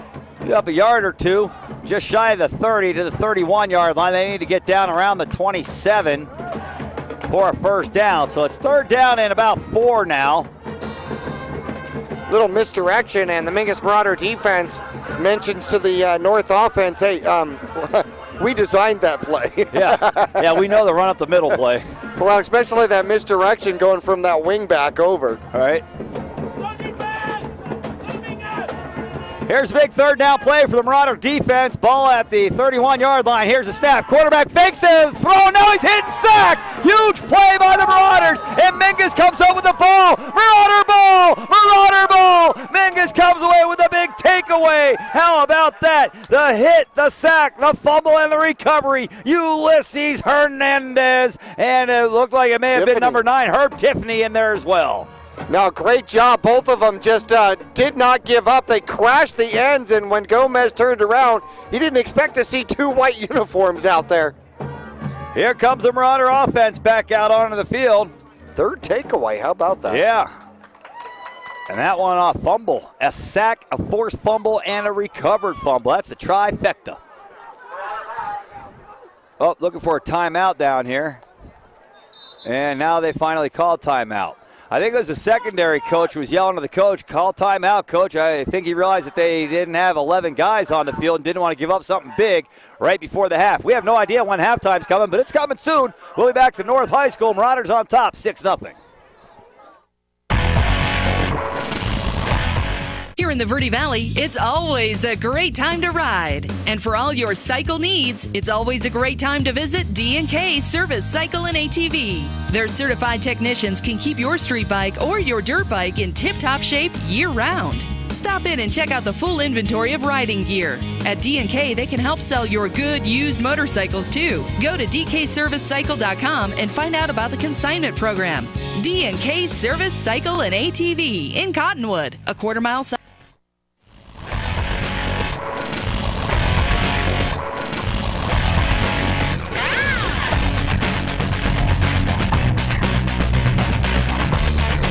Back at North High School, Marauders seemingly have plenty of time here with the ball at their own 39-yard line, first down and 10. We're told unofficially from the press box there's about 3 minutes left here in this opening half of play. Marauders with Navarez in at quarterback. Hanks in the backfield, Helsel at one wing position. He'll go into motion. Hand off to Hanks up the middle right side, and they'll have about 3 or 4 to the 42. I believe that was our first timeout by either squad here in this opening. Oh, hey, look, they got up on the board, yeah. So Mingus still has 3 timeouts to work with, and there are 2 timeouts here for the Mustangs. Marauders in the hurry-up. No huddle. Navarez from the gun. Takes a snap. Looks right. Throws right. Has a man. It's Karen. Karen with a first down to midfield and out of bounds. More importantly for the Marauders on this drive, let's get the yards in. Let's get out of bounds and save a little time here. Whoa, wait. Watch where the mark is. That is not a first down. Well, how did they? Wow. Maybe. Well, we don't know where he stepped out of bounds. Yeah. Yeah, because it looked like he was out around midfield. Instead, he's at the 48. So he missed it by 2 yards somehow. 3rd down and 1. Man in motion is Helsel. Right up the middle. Hanks has the first down. Still on his feet and chugging down the field. He goes, carrying Mustangs along for the ride down to the 45-yard line. That will be a first down for the Marauders and will momentarily stop the clock. Mingus will wait for him to set the sticks. They're already at the line and ready to snap the play. Here's the snap. Navarez looking right, throwing right, has a man short and incomplete. However, flags on the field right at the snap. And I wonder if, we may have a sideline violation here against the Mustangs as well. Coach Chappelle yelling at some players and stuff down there on that sideline. And let's see what our official's going to say. Our official taking his time. No, he's got was it too many men on the field? Yeah, I think so. Yeah, too many men on the field, I think, is what he called. I didn't see what he called. But it looks like too many men on the field, I believe, is the call. And they're going to move the ball 5 yards. Yeah, we'll call it that. Well, that's the first 5-yarder. Yeah, usually they're 15. Right. Yeah, it should be first down at 5. Wait a minute. Yeah, now the umpire figures it out. It's first down all over again. That's why you have an umpire. That's why he plays both sports, JB. Here's a snap, and Navarez looking to throw deep down the left-hand side. He's got a man. Rios at the 10, to the corner. Touchdown, Marauders! Jesse Rios with the grab. He's in the end zone for a touchdown. No signal by the official, however. No, he did not signal. Yeah, now it's on the board. So he did not make a signal. But it appears as if he's in easy. Knocked over the pylon. Pylon's in play. Rios with the grab at the 10. And he is in bounds and in the end zone. Touchdown, Marauders. 40-yard reception, and Rios he turned inside, had to turn around and go to the outside. No, they're saying he's out of bounds. Oh, my. Here's a snap, and running to the end zone. Hanks is in there, but flags come flying. Well, yeah, we did not get a signal. That's right. Which leads me to believe we got illegal shift on Mingus again. Well, yeah, so it looks like they marked him down. At the 3? At the 3? So that would be a 37-yard reception and no touchdown.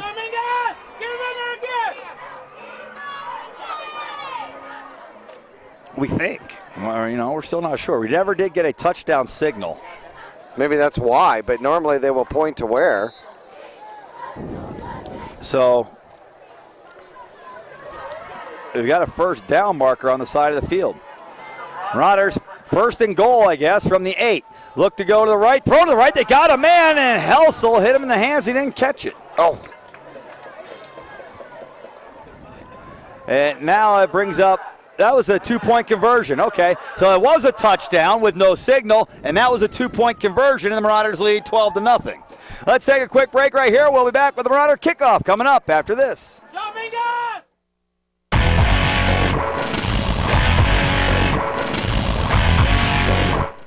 Here in the Verde Valley, it's always a great time to ride. And for all your cycle needs, it's always a great time to visit D&K Service Cycle and ATV. Their certified technicians can keep your street bike or your dirt bike in tip-top shape year-round. Stop in and check out the full inventory of riding gear. At D&K, they can help sell your good used motorcycles too. Go to dkservicecycle.com and find out about the consignment program.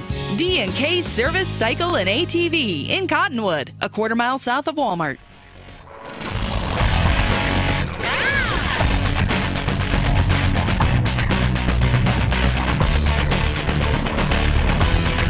Back at North High School, the Marauders kick off after scoring their second touchdown of the game. It's 12-0 Mingus. Ball being returned by Gutierrez down the Marauder sideline, hit and knocked out of bounds. Got to have about, a minute or so maybe left to go here in this half. The clock is not working on the scoreboard. Everything else is working. It's 12-0 Mingus. That's a good sign. Well, 2 timeouts available to the Mustangs out here. And we'll see how they do with their clock management. Now, they have shown the ability to get the ball down the field in a hurry also. But mostly on the ball, or mostly on the run. Yeah. Although they do throw the ball deep. We'll see if Mingus goes into a cover 3 defense. It almost looks like they are. Quarterback Gomez from the shotgun. He's got right on the right, trips on the right, looking right, throwing right. He's got a man on the right.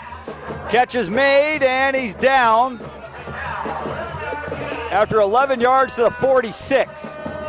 It was number 10, Johnny Cortez, with the catch. He is their leading receiver. And trips left, one on the right, one back in the backfield to the left of the quarterback Gomez. Gomez looks left, throws left, has a man on the left. It's Gutierrez. Gutierrez down the left sideline, caught and tackled by, well, it looks like Tiffany slowed him down. Karen made the tackle, but it will be a first down and stop the clock momentarily while they set the sticks all the way down to the Marauder 36. So the Mustangs not wasting any time getting the ball down the field. Gutierrez has 5 receptions, 41 yards in the first half. First down and 10. Mustangs as the clock starts to run. Split trips to the right. Running back on the right of the quarterback in the gun. Tight end works the left-hand side of the line. This guy over here, Cortez, is offsides. They don't call it. Gomez, now look at the throw. A jump pass down the sideline. He goes. Catch is made, but he's out of bounds. And it will be incomplete and stop the clock momentarily here. Second down and 10 from the Marauder 36. Now I'm watching the kicker, Ricardo Arroyo, over here warming up, JB, and the Mustangs may be thinking that if we can get another 10 yards or so, let's see if we can get our kicker to bang one in there and get some points on the board. Well, so far during the course of the season, they don't show any kicking points. He's a lefty. And another one of those fellows with the snazzy colored shoes. Those ones are peach colored. There are some bright colored shoes out here, aren't they? Oregon Duck fans, I guarantee you. Awaiting the snap. There it is. Gomez looking right. Trips on the right. He's got a man in the middle of the field. It's Cortez. Cortez to the left-hand side. Cuts it back into the middle. The Marauders will not catch up. Touchdown. He is dangerous. Now I know how he's got 211 yards last week against San Luis. Wow. 36 yards. That was not a very good effort defensive tackling that time. Here's a catch by Cortez out around the 30. Let's see. Zip. There he makes 1 man, 2 men, 3, 4, 5, 6, 7 Marauders miss him, and he scores a touchdown. 7. Awaiting the snap. He was warming up for an extra point, JB. Oh, now we have flags come flying, and now his extra point's going to be a little bit more like a field goal. And Kitchen sure got in there. I'm not sure he would have had a shot at that extra point. Yeah, that's true. And they're going to back him up 5 yards. And now he will be attempting a 25-yard extra point. Yeah, the Marauders would like to see him not make this, seeing as how they are 0 for 2 on conversion so far. Here's a snap, high snap. The kick is up, and it's a knuckleball to the right, no good. All right, that's good for Mingus. 12-6, the Marauders lead with not much time left here in this opening half. We'll be back with a Marauder kick return after this.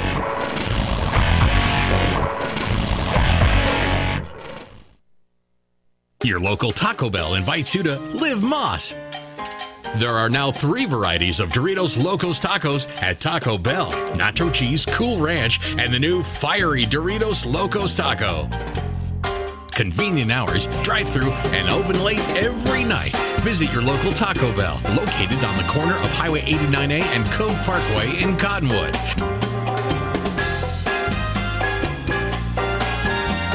Taco Bell. Live Moss.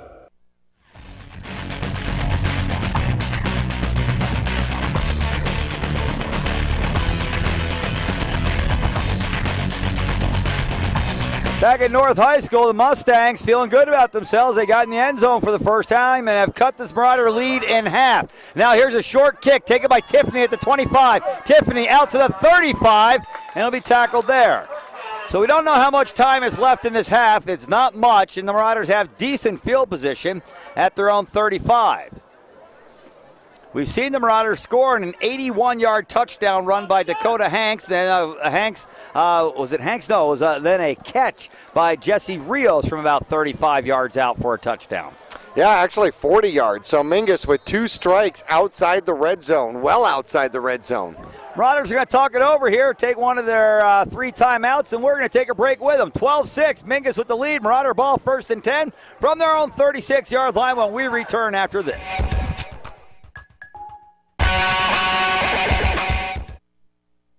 It's time for the year's best deals on the industry's best-selling machines during the Polaris Factory Authorized Clearance. Rebates up to $1,000 and financing as low as 2.99% on machines built to tackle your off-road passions. Hurry to your Polaris dealer today. Deals this good won't last long. Huge rebates and incredible financing going on now during the Polaris Factory Authorized Clearance. Visit Cottonwood Motorsports at Route 260 and Western Drive.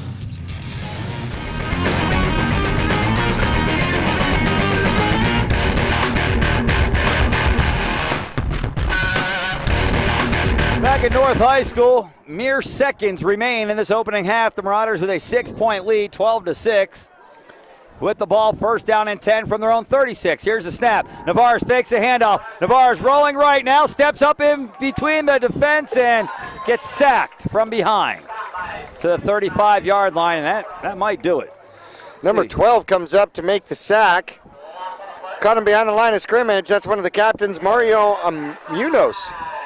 And that's it. We're headed into halftime. Well, the Marauders have a lead, JB. They're up by 6, 12-6, and Mingus will have the ball to start the second half of play. So, see, the Marauders can figure out something here in the locker room to come out in the second half and pick up a couple more touchdowns and get this thing going in the right direction for their first win of the season at the half. It's the Mingus Marauders 12, the homecoming North High School Mustangs 6. We'll be back to North High School for more of the halftime report, brought to you by Larry Green Chevrolet, coming up after this. This is Travis Reed from Larry Green Chevrolet in Hyundai of Cottonwood. People often refer to us as the people place. Let me assure you, whether it's our involvement in the community or with our customers that visit, we make it a priority to keep that reputation. If you're in the market for a newer pre-owned car, truck, van, or SUV, you'll find our selection extensive and our sales team professional and courteous. Visit Larry Green Chevrolet in Hyundai of Cottonwood, 2 dealerships in 1 convenient location just off Highway 260 next to Walmart in Cottonwood. From all of us at Larry Green Chevrolet Hyundai of Cottonwood and the Green Auto Group, we're better, and we'll prove it. The Suzy Q Market is the most convenient stop for road trips, with 1,500 beverage selections and plenty of snacks. And save on Texaco fuel with your Safeway Rewards card. The Suzy Q drive-thru window is the most convenient way to pick up those essentials on the way home. Road trips start here. With something for everyone. At the Suzy Q Market. Next to KFC on Main Street, Cottonwood. Go Marauders! Think back to all those rules you heard growing up. Don't get dirty. You'll always remember those rules. Don't run with scissors.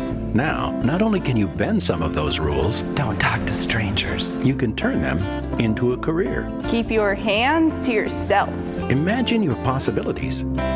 So when you want to expand your job skills or explore a new career path, don't be afraid to take some chances. Push your boundaries. Trust in your abilities. Yavapai College. Life explored. Service, convenience, price. Taylor Waste is locally owned and voted #1 in residential garbage collection for the past 8 years in a row. And right now, new customers will enjoy 2 months free service with your switch to Taylor Waste. Add an extra container and take part in Taylor Waste's popular clean recycling program as well. Hi, I'm Chris Taylor, owner of Taylor Waste. We're proud to serve our friends and neighbors with service tailored to your needs. Welcome to the Halftime Report, brought to you by Larry Green Chevrolet. They're better, and they'll prove it. In just a moment, we'll have a recap of the first half, including Marauder highlights, scores, and stats. Now, let's head back live to the press box. Here's Zach Calandra.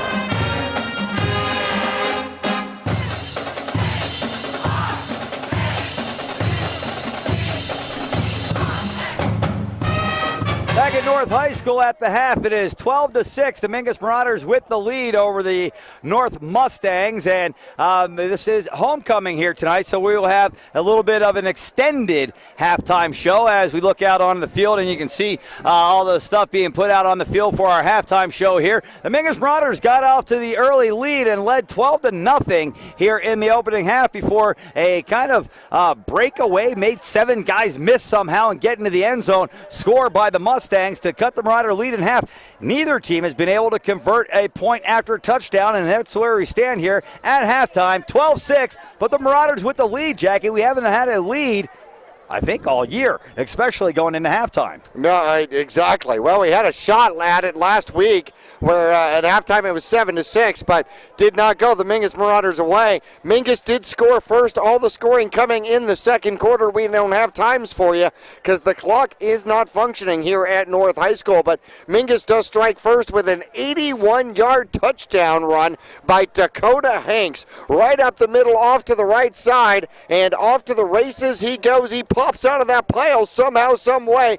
Great blocking downfield by the Marauders, and then he has a 15-yard lead on the safety and never gives up an inch of it all the way. Dakota Hanks picks up the touchdown, puts their squad up. A bad snap ends up in no extra point attempt at all, and Mingus led 6-0. Then with less than 2 minutes left to go, Mingus would drive once again, and this time Navarez with his second touchdown pass. I'll have to check, maybe third touchdown pass of the year.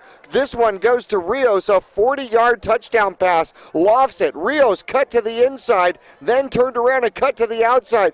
Beat his man. Great layout for it. Gets his hands underneath it, and then a race to the corner, and he gets the touchdown. And then the extra point attempt was, actually the 2-point conversion attempt was no good, and then Mingus led 12-0. Unfortunately, a breakdown defensively, and Mingus, with less than a minute left to go in the first half, gives up points to the North High Mustangs here at homecoming, and a touchdown pass goes from Gomez to Cortez, 36 yards. In fact, a little blocking downfield and a little early blocking downfield by the North Mustangs doesn't get caught, and Cortez finds himself up underneath and then puts on some rather snazzy moves and makes 7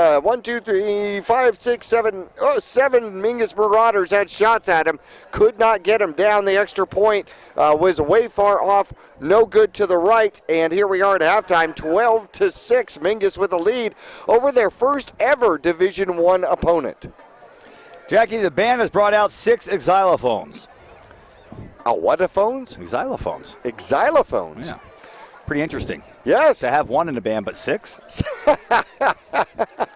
That's different, huh? Well, fans, the Larry Green Chevrolet halftime report is underway here as we have seen halftime of this game at North High School. As you said, Marauders' first ever Division I opponent, and a beautiful night down here tonight, Jackie. It was about 106 when we first pulled into town. Sun went down, and the temperatures dropped quite a bit, and a nice night for football here as the band is coming out on the field, and this is going to be the extended halftime as we do have the homecoming festivities, kings and queens, and all that fun stuff coming up here. And let's take a quick break. We will come back with a look at some of our individual statistics here from tonight's ball game as the Mustang Band of Pride comes out on the field. Let's take a break. We'll be back to North High School after this.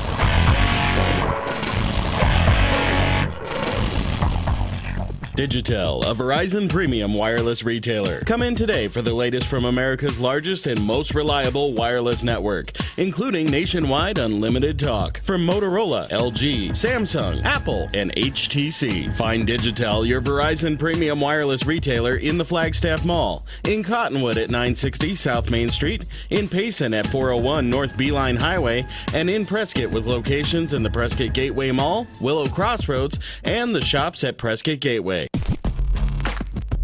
The Victory Red Tag Model Year End Event. We're clearing out the last of our 2013 bikes. Now's the time to jump on our best deals on the best bikes on the planet. Get up to $2,000 in rebates, 0.99% financing, and a 5-year powertrain warranty. Get one while you still can. Visit Cottonwood Motorsports at Route 260 and Western Drive.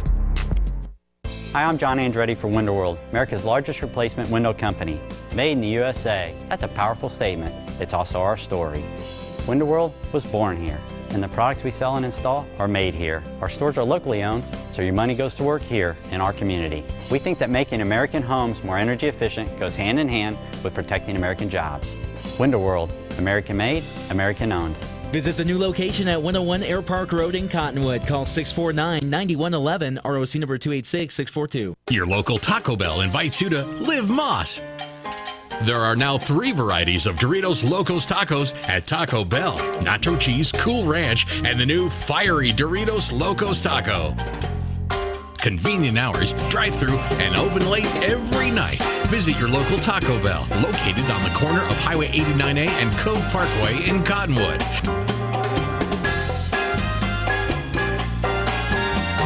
Taco Bell. Live Moss.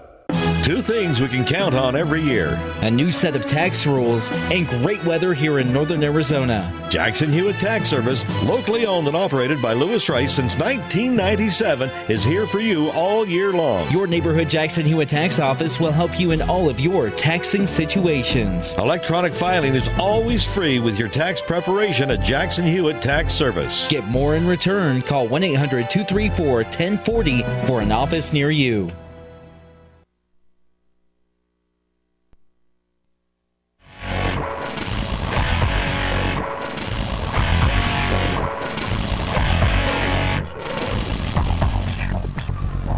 Back at North High School at the half, 12-6, the Marauders with the lead. And Jackie, this has been a game of big plays. There's been a lot of interceptions and turnovers, fumble recoveries. There's been 81-yard touchdown runs. There's been 30-some-yard touchdown passes. It's been a game of big plays. It's been a lot of little ones, but it's been a game of big plays. Well, it certainly has. It's been a game of forward plays and backward plays for both squads. In fact, here tonight, almost 95 yards of penalties just in the first half. That plays a role as well. As we take a look at some of the stats, let's go ahead and start with the Mingus Marauders on the road here at North High School here tonight.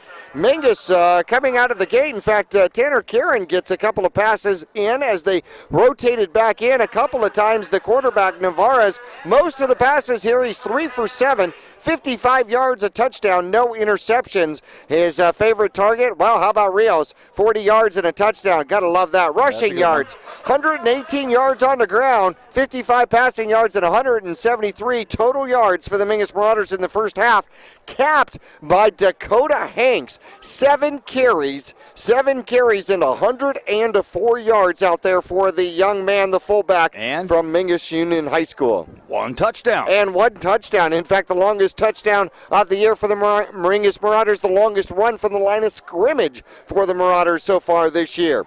For the homecoming North Mustangs, Frank Gomez has been airing it out. He is 7 for 15, 104 yards, 1 touchdown. Well, he hit 2 Marauders in the first half, 2 interceptions. And Cortez's favorite receiver, it's been his favorite all year long, 3 receptions, 53 yards, and the only touchdown. On the ground, well, the most success has come from Daniel Wright. He's had a couple of forward and a couple of backward, but he's ended up with 9 carries and 57 yards on the first half.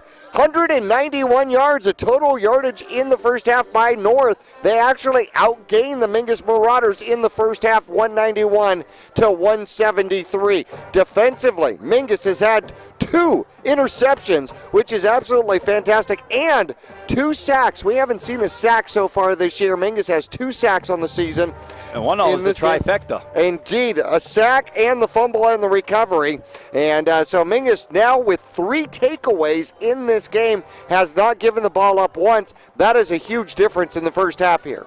No doubt about it, and you can see where the Marauders may be starting to wear down North as well. Like we said, they've got 6 players, including 3 of their big guys, playing both sides of the ball, and eventually that's going to wear you down a little bit, especially if the Mingus continue to go with this no huddle that we've seen. Hey, look what everybody does us, no huddle, we can't play in the fourth quarter. Let's try a little bit of that. Right. And that's what the Marauders have done here tonight, and I think it's starting to work. I think we're starting to see North Canyon grabbing their hips on their brakes and sucking up a little extra wind. Well, you know, Mingus definitely wants to wear down this squad, especially, well, they'll do anything to slow it up. North definitely has come in to tonight with some speed. In fact, they've sacked Mingus twice in this game. They've got 2 different sacks on the game. One coming from number 22, which is Santos Martinez. He'll pick up a sack for the Mustangs. And the other, number 12, the captain, Mario Munez, defensively for the Mingus Marauders. Well, Hernandez and Tiffany combined in on a sack, and Hernandez hogged 1 sack all by himself, so he's got 1.5 sacks, becomes the sack leader for the Mingus Marauders, and 2 interceptions, which means we actually have to make a choice at the end of this game as to which is going to be the Larry Green pick of the week. We'll go ahead and start with the first interception, and that one, the pick of the week. Let's go ahead and go through that. That was a huge one, because that's a drive. They were first and goal at the 2. It was deep in the red zone. The only visit to the red zone. Ball goes the other direction and coming straight up and just ripping it out for the Mingus Marauders. For the first interception is Rios, and he just out-wrestled the receiver for it, ending the drive of North in that was actually first quarter action. And then Tiffany comes up with the second interception of the game, and it was a pretty one, although it was a deep pass thrown to the right-hand side. Here's Tiffany. Oh, wait, he threw it at me. It's up. Come down. Quick. Get down before the guy gets here. And he makes the interception right near the goal line and comes up, giving Mingus possession again, although that worked out to be a fantastic punt, if you will, for the North Mustangs. Unfortunately, it was on second down. Now, that means that we're going to have to make a choice here tonight for our Larry Green pick of the week, which happens to be a 2013 Chevrolet Malibu Echo. $22,500 and only 14,000 miles. Larry Green Chevrolet, right next to Walmart in Cottonwood. They're better. They'll prove it. Is it Malibu ECO? It could be, or is it Echo? I think Echo's got an H in there. No. 14,191 miles.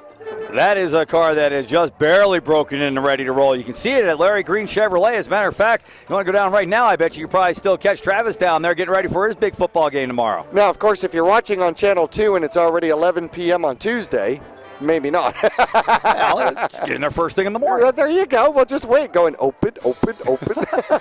Travis might burn a little midnight oil. That means selling that car, huh? Could be. All right, fans, we are at the half. It's 12-6. The Marauders with the lead over North High School. Remember, next week we're back at home. Bradshaw Mountain. Oh, no, we're away. Oh, we are away at Bradshaw this year. Yes, in fact, we start section play. Section play is going to be huge, Zach, because right now Mingus coming in 0-3 on the season.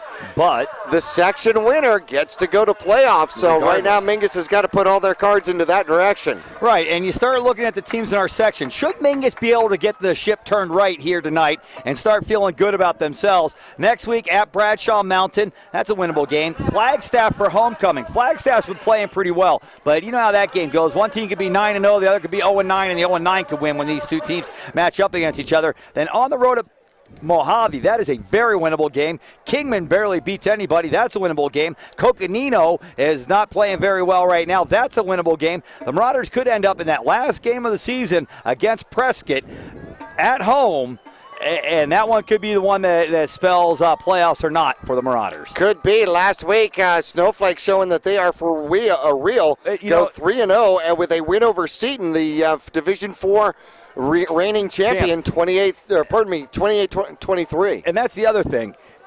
Snowflakes can get you plenty of points. Cactus is going to get you plenty of points. Paradise Valley is going to get you plenty of points. Those are good teams that the Marauders play. They lost all 3 of them, but it's not like you're playing at Cortez. It's going to get you nothing. Very true. Unfortunately, Cactus failed last week, 27-24, a loss to Shadow Ridge, and they'll try to bounce back against Peoria Sunrise Mountain. Boy, it doesn't get easy for them at all.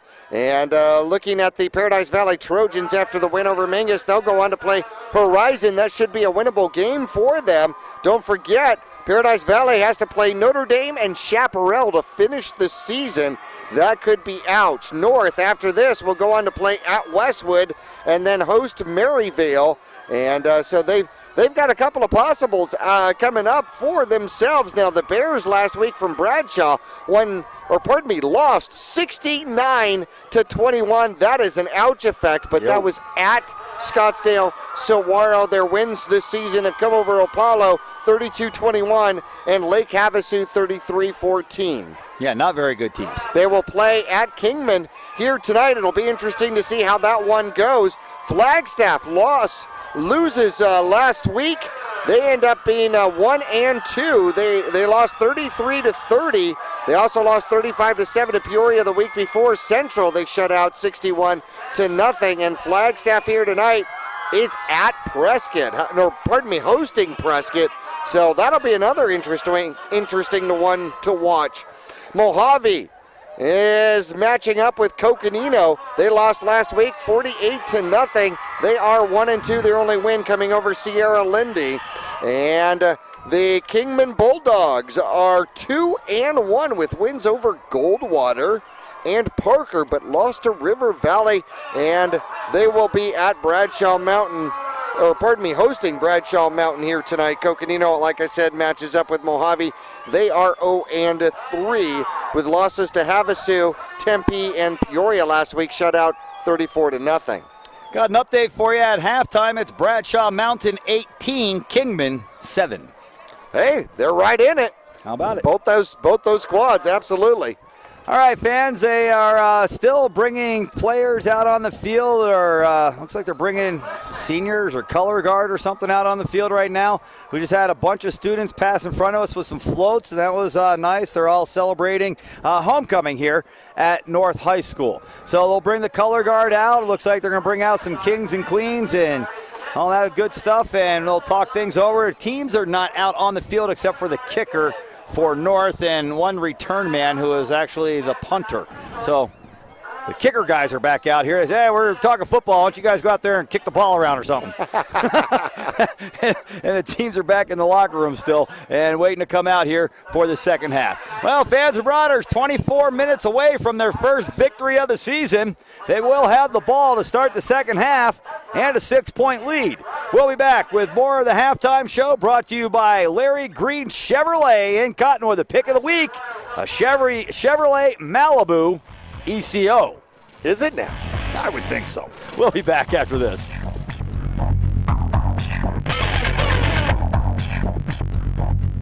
For almost half a century, Verde Valley Guidance Clinic has helped people seeking recovery from mental illness and substance use disorders. Now is the dawn of a new day in healthcare.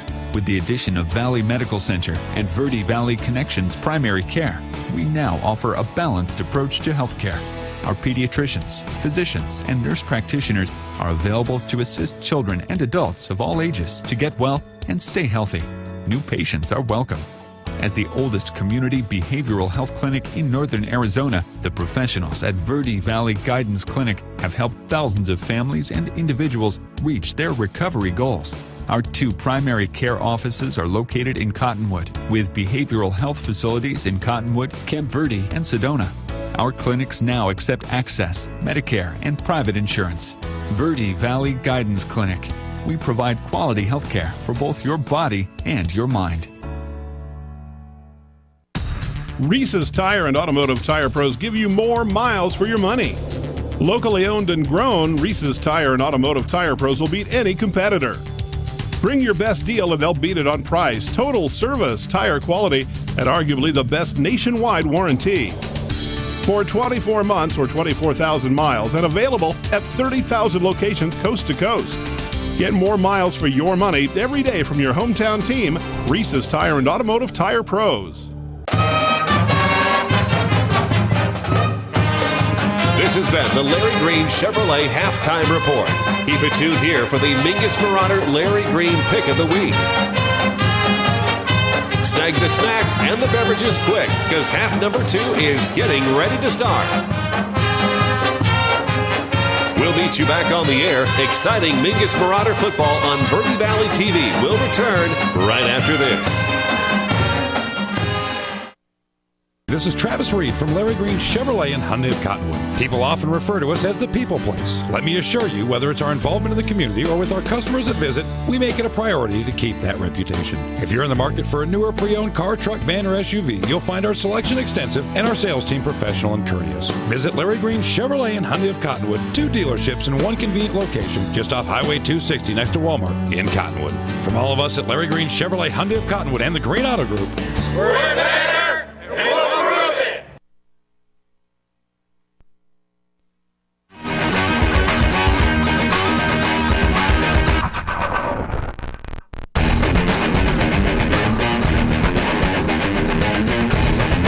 Back at North High School, they're still bringing kings and queens and all that fun stuff out on the field, JB. I think they're running a little bit behind, but teams are out on the field warming up around the royalty.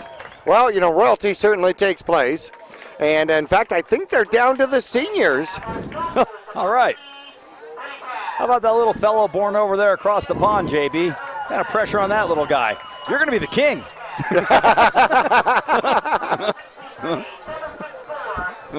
It's good to be king, isn't it? Yeah, Mel Brooks would tell you. It's good to be the king. Well, fans, kickoff section play next week. We hope to have you out at the Cave at Bright Field on the campus of Mingus Union High School to listen to the game as we're across the hill at Bradshaw Mountain. And so go sit in the stands, put your headset on. You know, you can pick up real good reception right there at Mingus High School. Right. 96.3 FM, AM 1600, myradioplace.com as well. And, of course, Channel 2, Suddenlink Channel 2, and Cable 1 Channel 2 for all the replays on Verde Valley TV.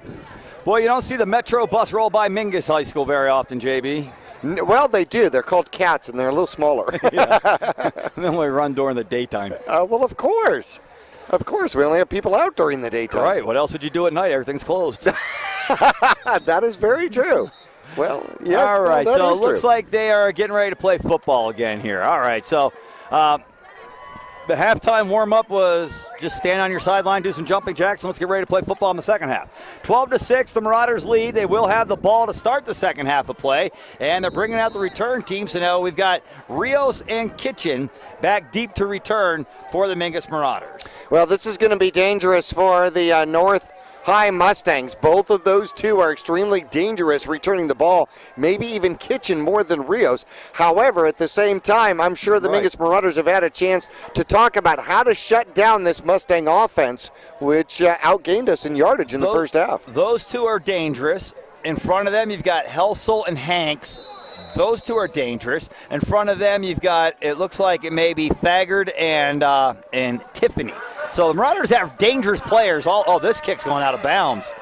Oh, yes, out of bounds. Barely. Almost got some pylon. But it went out of bounds. The Marauders will get good starting field position all the way out to the 35-yard line. Holy cow, it is a game of inches. That one just barely got out of play. Otherwise, Mingus might have found themselves trapped. Hey, speaking of a game of inches, Major League Baseball starting to wind down, and the Los Angeles Dodgers went from being 31-41 to running away with the West. They ran away so far they ended up in the pool.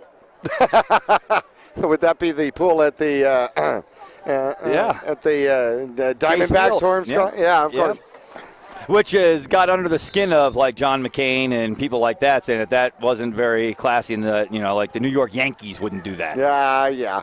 Here's the snap. That's because Yankees are used to winning. The ball goes to the right-hand side, and hey, tuck your head and run. Anthony Broyles with his first carry of the day. He's got 4 out to the 39-yard line, where it'll be 2nd down and 6 here for Mingus. Yeah, so the Dodgers, JB, at one point they were 31-41 and getting ready to fire Don Mattingly. Now he's probably going to be the coach of the year. In fact, what a Yasiel Puig will do for you. They might make him governor. Here's the snap and a bounce in the backfield, and not a clean handoff that time. Kitchen was the runner, but he bounced right off of quarterback Navarez that time before he even got the handoff, and that play was doomed before it even started. Lost a couple. 3rd down and 7 now here for the Marauders. Well, we saw North do the same thing earlier in the game with that little misdirection, and that's just a little communication error. Somebody was out of place by just inches. 3rd and 7. Navarre set under center. One back behind him. It's Hanks. Navarre's going to run to the left. He got a block from Broyles and a first down. Cuts it back to the middle, to midfield, and across midfield to the Mustang 47. Well, Anthony Broyles sealed off that left side and opened up the first down run for Navarre. Watch Broyles here on TV. You'll see him come out, fake the handoff. Number 1 right there on your screen. And you missed the block there just by a little bit, but he sealed off 21 right that time. And that's what enabled Navarez to pick up the first down. Navarez came off that corner, and you're right, there was nothing but green out there for him. Felix Vera split wide on the left-hand side. The Marauders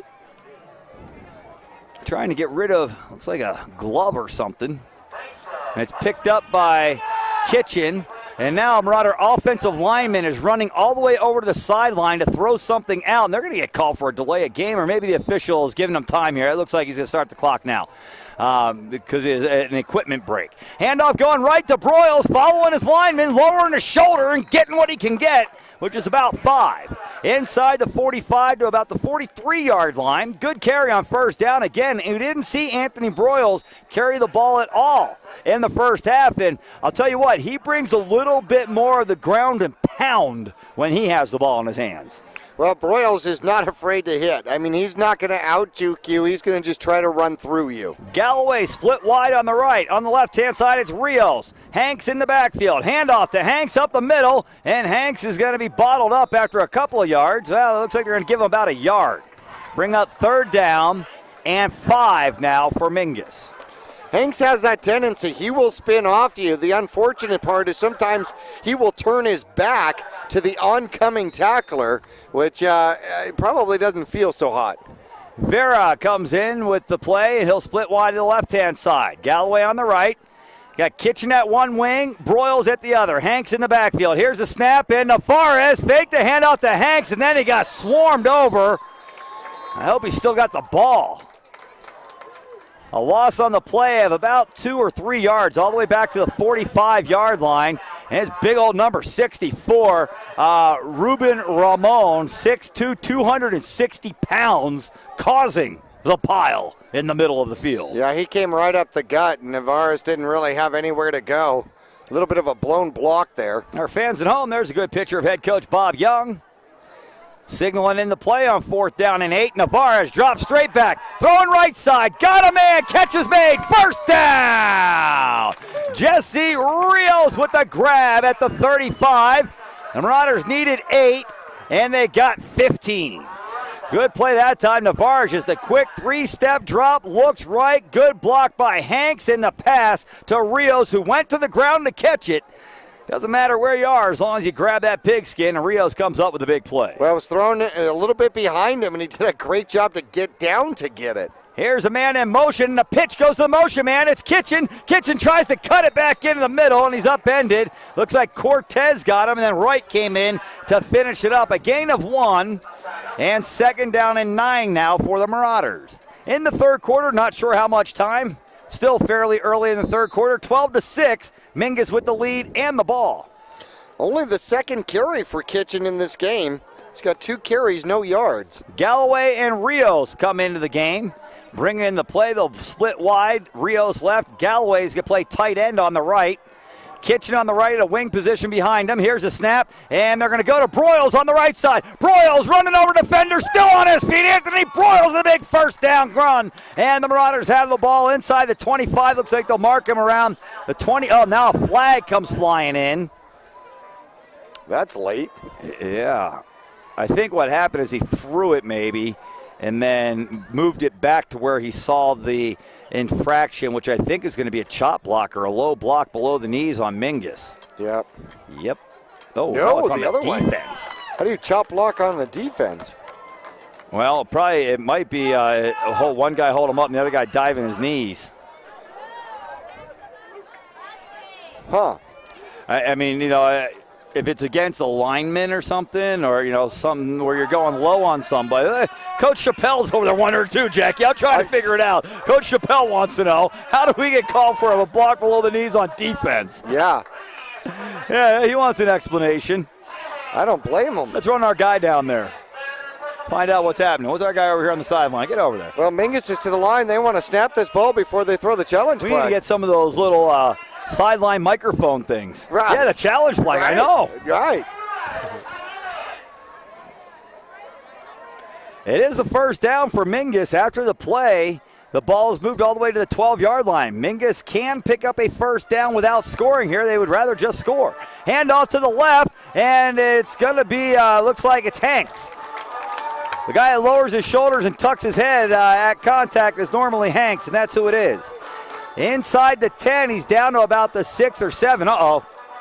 They're chicken dancing here in the stands, JB. You know what? I have to say this is the first time I've ever been to a high school football game with the chicken dance. They're doing the going. chicken dance. Yeah. A little polka action. They had a xylophone, 6 of them in halftime. 2nd down and 4. And the Marauders going to be a keeper by Navarre. The option to the left, the Kitchen. And he's out of bounds. And I'm not sure where. I'm sure where. He's at the 4-yard line, which now will tell me that he is short of a first. 3rd down, about 1, maybe 1.5 here for Mingus. Oh, they moved it back to closer to the 5, it looks like. Ooh, they only gave him 3 on that. 3rd down and about 2 now for Mingus. From the near hash mark, 12-6, the Marauders with the lead. I didn't think you were allowed to play music in the stands when your opponent had the ball. Here's the snap. They're going to sweep to Broyles right. Broyles in the end zone. Touchdown! Anthony Broyles takes it to the house from 4 yards out, and the Marauders lead 18-6. Let's see if they'll just line up to kick the traditional extra point, and it appears as if they will. You can see on TV, Navarre gives Broyles a signal by lifting his foot. Broyles comes from the left side of the line, gets the handoff, cuts it right up behind Trevor Galloway and number 61, who I believe is Novak, here for the Mingus Marauders. And good blocking up front. Andre May, 61. Oh, Andre May, big Andre May. The junior, 6 foot 210, and the freshman, Trevor Galloway. The extra point attempt is up and good, and the Marauders extend the lead, 19-6. We'll be back with the Mingus kickoff after this.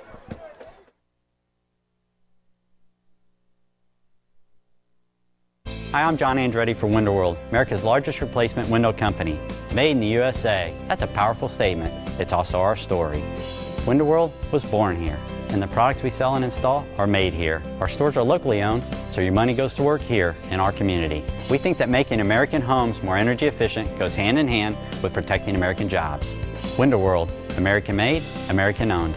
Visit the new location at 101 Air Park Road in Cottonwood. Call 649-9111, ROC number 286642.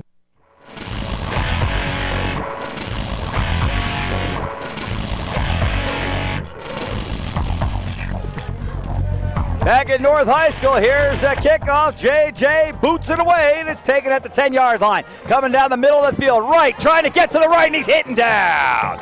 Good defense by the Marauders kick return coverage team. And right, a little slow getting up, but he's going to bounce up now and okay. Return the ball out to the 25-yard line. And now the Mustangs down by 2 scores and a conversion. We'll have the ball 1st and 10 from their own 25. Right, 19-6 out here. By the way, I had to check because it was hard for me to believe, but yes, first points by Broyles in this young season. Wow. But 3.5 games into it, and he finally finds the end zone for points. JB, the Marauders are up by 12 points, and they have 3 takeaways in the game. That's good. Here's the snap, and trying to hit out the right. He's hitting the backfield and down. Who got in there that time and made the big play? It's Levi the Tank Collins. Gimping around, but he's still in there causing havoc in the backfield. Well, he had 37 tackles coming into today's game. Pretty much a dozen a game. Didn't want to break the streak. We saw him in the preseason game, JB, and immediately he got the nickname Tugboat. I told him after the game, hey, man, you got our first nickname of the year. He says, yeah, what is that? I said, Tugboat. He says, Tugboat? Ah, well, let's come up with something else. Here's the snap. Looking right. Throwing right in. Oh, boy, the catch is made. It looked like the Marauders had a chance to pick that one off. Reception made, yardage not good. Less than 5, about 4 maybe. Well, it looks like about 3 on the catch. And it will bring up 3rd down and 11. The Marauder defense is starting to swarm around the ball.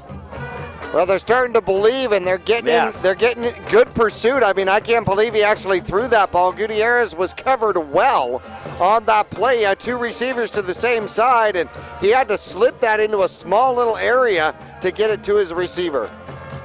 Well, we see Isaiah Baker in there at nose guard. We saw his brother, if you remember, Kevin Webb, is here at the game tonight. And quarterback rolling, looking to throw, pump fake, throws, has a man, makes a good move, but then he's hammered. Oh, boy. Well, Cortez made a move to make one man miss, and then the one-legged Gimper comes in, and Collins drills him and knocks him down. I'm pretty sure he's going to want to change that name. Yeah, you don't like that one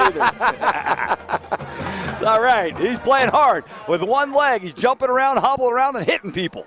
Well, Cortez thought, I just beat my man back to the who's this? Yeah, that's Tugboat, the bowling ball, the wrecking machine.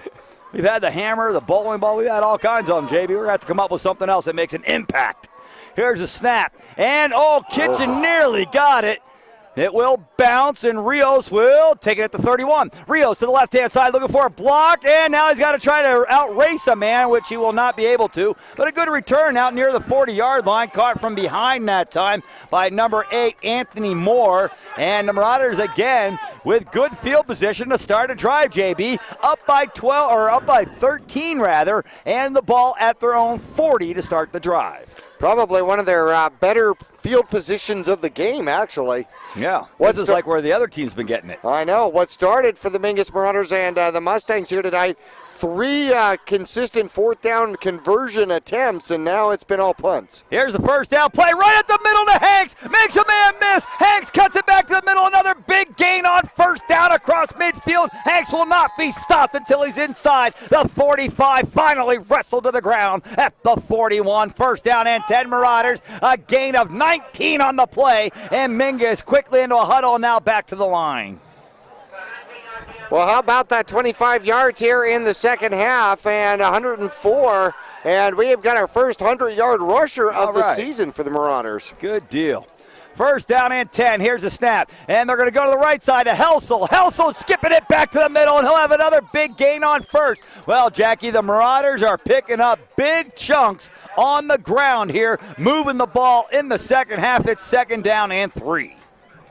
Great job, good movement and great footwork, just kind of skipping through all the potential tacklers out there. Touchdown here would really have these Mustangs reeling. Would have a negative effect on homecoming. Yeah, well, that's what we like to do. Here's a snap, and they read that one. Nowhere to run. That kid came flying through the line. He wasn't sure whether it was right, the running back. He wasn't sure whether he wanted to hit Navarez, take the handoff himself, or wait for Navarez to hand it off and then hit the guy. He picked the latter. Well, let's see who even attempted to run that one. I think it was 24. I thought it was 34. Could have been Collins. I think it was Garrett Story.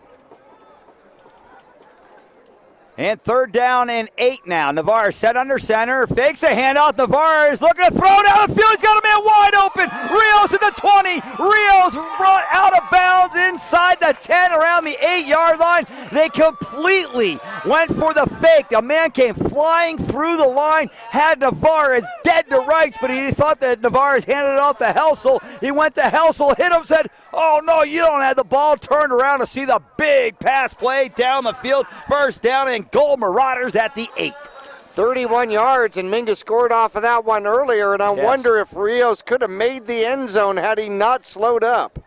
Navarre sends Helsel in motion, gives it to Helsel, going to the right side. Helsel on a sprint to the corner, lowers his head inside the 5, and he's down at the 2. Second down and goal. The Marauders looking to put a big nail in this one here in the third quarter. We don't know how much time in the third quarter, but we know it's the third because we're still headed to the north end zone. Literally. 2 ways. The north part of the north end zone. Yeah, something like that. Yeah, the north end zone, which is the north end zone. Which is south of Central. Here's a snap, and left side, touchdown, Mingus. Dakota Hanks takes it to the bank.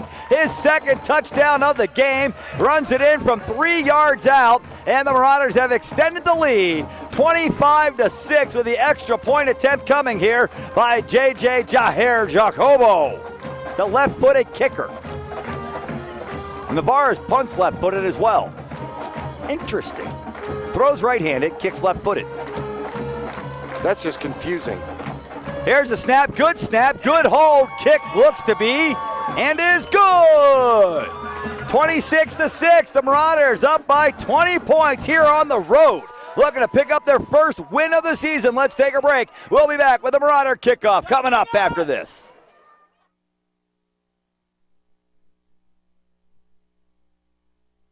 Two things we can count on every year. A new set of tax rules and great weather here in northern Arizona. Jackson Hewitt Tax Service, locally owned and operated by Lewis Rice since 1997, is here for you all year long. Your neighborhood Jackson Hewitt Tax Office will help you in all of your taxing situations. Electronic filing is always free with your tax preparation at Jackson Hewitt Tax Service. Get more in return. Call 1-800-234-1040 for an office near you.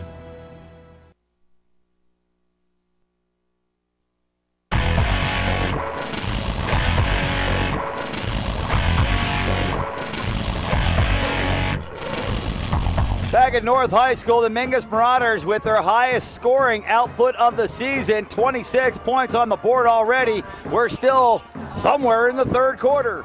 Jacobo to kick it away, high and deep and taken at the goal line. It's Gutierrez to the left. Gutierrez strung out and caught and down. Good return out to about the 26-yard line. First down and 10. I'll tell you what, the most potent aspect of this Mustang offense so far in this game has been the running attack. Down by 20 points in the third quarter. You're going to have to start looking to put it in the air. Marauder defensive linemen are going to be able to pin their ears back. The defensive backs are going to be able to ball hawk. Let's see if the Marauders can seal it with the D. Well, the most dangerous part of the Mustang offense is their speed. Yes. They're just looking to try to get some playmaker, one skill man out into open area and let him turn, twist, and make something happen. Here's the snap. And looking to throw to the right side. It's tipped, caught, and then drilled. That's an Oreo right there, buddy. I'm one cookie, my buddy's the other cookie, and you're the frosty stuff in the middle. That time number 5. That time number 5, McDowell with the catch. A gain of about 5. Here's a snap, and all kinds of players moving, and the whistle's blowing, flags come flying, and that's ordinarily when the offense takes a trip backwards. Illegal motion is the call. And the Mustangs picked up 5 on first. They'll lose 5 on second and bring up second down and 10 now. Somewhere in the third quarter, it's 26-6. The Mingus Marauders with the lead.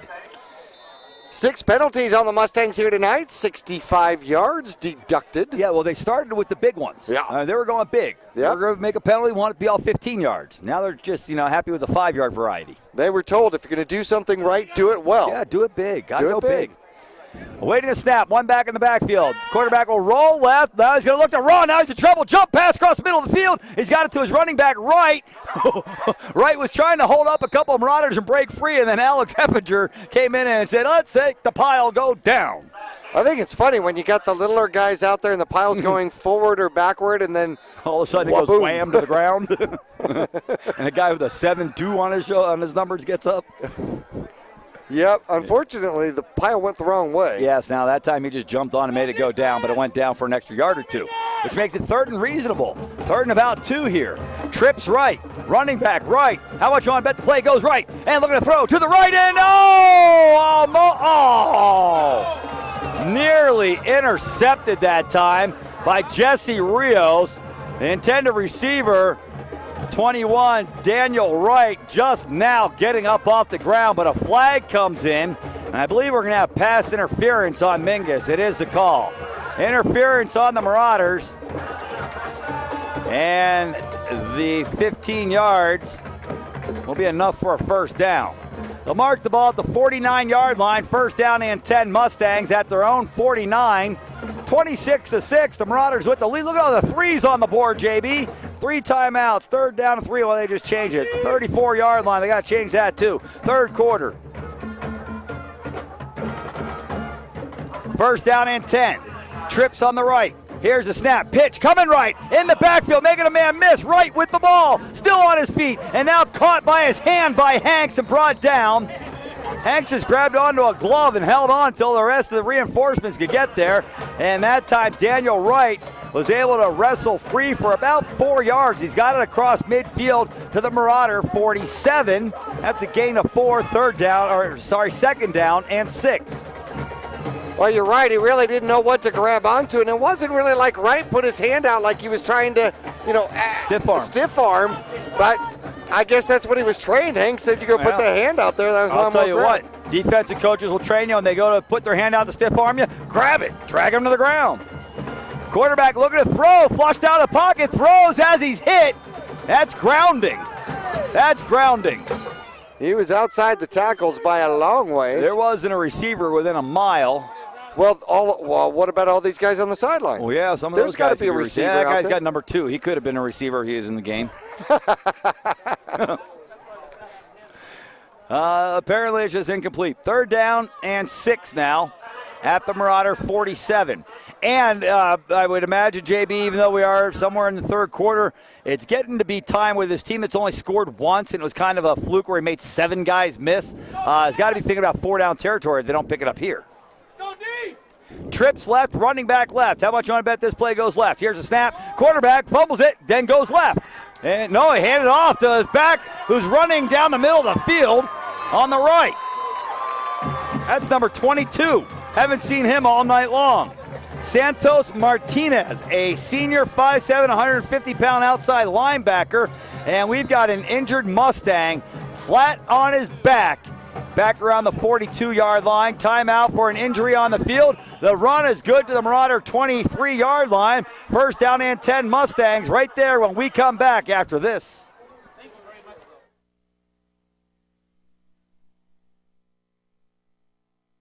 Digitel, a Verizon premium wireless retailer. Come in today for the latest from America's largest and most reliable wireless network, including nationwide unlimited talk from Motorola, LG, Samsung, Apple, and HTC. Find Digitel, your Verizon premium wireless retailer, in the Flagstaff Mall, in Cottonwood at 960 South Main Street, in Payson at 401 North Beeline Highway, and in Prescott with locations in the Prescott Gateway Mall, Willow Crossroads, and the shops at Prescott Gateway.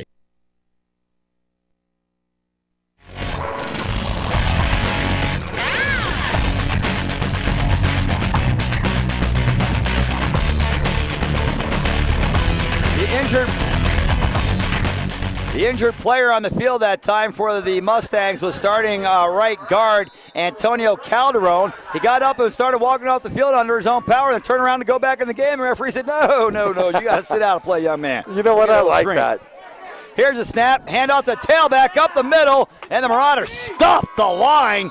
Man, nowhere to run as Mingus has all kinds of players stuffing that line of scrimmage, and that is could be the end of the 3rd quarter. Could be. It might be. It's the end of the 3rd quarter. 26-6. The Mingus Marauders have the lead. North High School, 2nd down and 9 from the Marauder 22-yard line when we come back for the 4:48. We'll be back to North High School after this.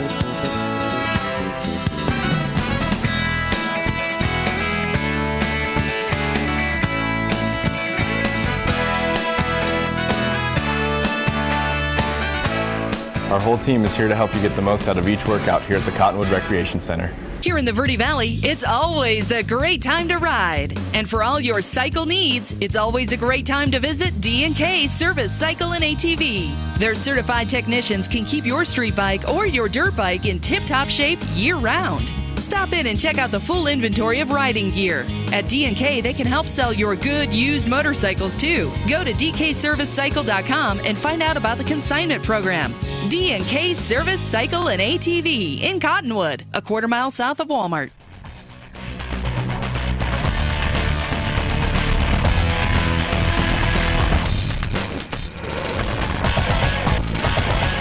Back back at North High School. 26-6 is our score. The Mingus Marauders with the lead. North with the football, however. 2nd down and 9 at the Marauder 22. Well, you're talking about Martinez with his first 24-yard scamper. He's got 23 carries, 53 yards on the year. And look at the throw deep down the left side. Gutierrez with the catch. No, out of bounds. Well, we've got a chance maybe on a replay on that one. That looked pretty good, JB. He did not catch the ball. I thought he caught it. He definitely caught the ball. And that would break the streak. He had gotten 4 receptions in a row, or completions, I should say. Gomez, the quarterback, 4 completions in a row to break that one up. As we are just underway here in the 4th quarter, the 4:48 for our Marauder faithful. And the incomplete pass now makes it 3rd down and 9 from the Marauder 22. Quarterback Frank Gomez, a slight cat at 5'6", 145, runs over the sideline to get the play from the coach. 1 receiver on the right, tight end on the right. 2 blockers on the left, and a sack on the play. Gomez, no chance. Levi Collins, the one-legged gimper, comes flying through the hole and just hammers Gomez for a big loss all the way back to the 27-yard line. So that brings up now 4th down and about 15. Levi Collins, Jackie, has been making a name for himself here tonight on this Marauder defense. No kidding. Came through, I'm not sure which side of the A-gap, but came in absolutely unmolested and just flew through there. Gomez never even turned his back. Didn't have a chance. Now down by 20, 26-6 on 4th and 14. The Mustangs will go for it. Oh, high snap on the snap, and now ball's thrown up and into the end zone. No. The catch is made, but it looks like he's short of the end zone. Not by much. That time it looked like it was the tight end, number 17, Tim Justice Reed. And look at the high snap out of the shotgun. Gomez just tosses it up for grabs, and somehow Reed is able to get in there and make the catch down and around the 2-yard line. Well, now the last time we saw the Mustangs 1st and goal at the 2-yard line, they ended up way back around the 15 or 20 before they threw an interception. A lot of time left. The Marauders got to play some D here. 1st down and goal from the 2. Set under center. Gomez going to try to take it himself. And the officials are spotting the ball. It'll bring up 2nd down and goal. Well, you got to imagine with the size of this North Mustang line, you should be able to do that. Yeah, you would think so. You're talking a line that goes 270, 260, 215, 240, and 290. If you can't run in the end zone from a yard out behind about 1,200 pounds of offensive linemen, it's a problem. It looks like they've got at least a good 1.5 yards left to go out there, Zach. Here's a snap, and in the backfield again are the Marauders. Eppinger makes a tackle, but it's the guy getting up. It's Levi Collins that disrupt the play, and Eppinger is able to jump in and make the tackle at the goal line. 3rd and goal from the 1-yard line. No, he lost yardage there, Zach. Well, back to the 2. 3rd and goal from the 2. Marauder defense putting up a brick wall down there at the goal line. Here's where you got to watch the play action. 2 backs in the backfield, 3 backs in the backfield. Quarterback rolls right under pressure, looks to throw, and it's incomplete. Herb Tiffany gets in there, puts the pressure on quarterback Gomez, who's slow to get up, and now he will. You can see it on the replay. Watch Tiffany, number 9, come flying from that right corner position. And the pass into the end zone of Gutierrez, hit him in the hands, lost it, hit him in the hands again as he was going down. Couldn't catch it that time either. And now, 4th down and goal from the Marauder. 2 timeout on the field. The Mustangs want to talk it over. We'll be back after this timeout.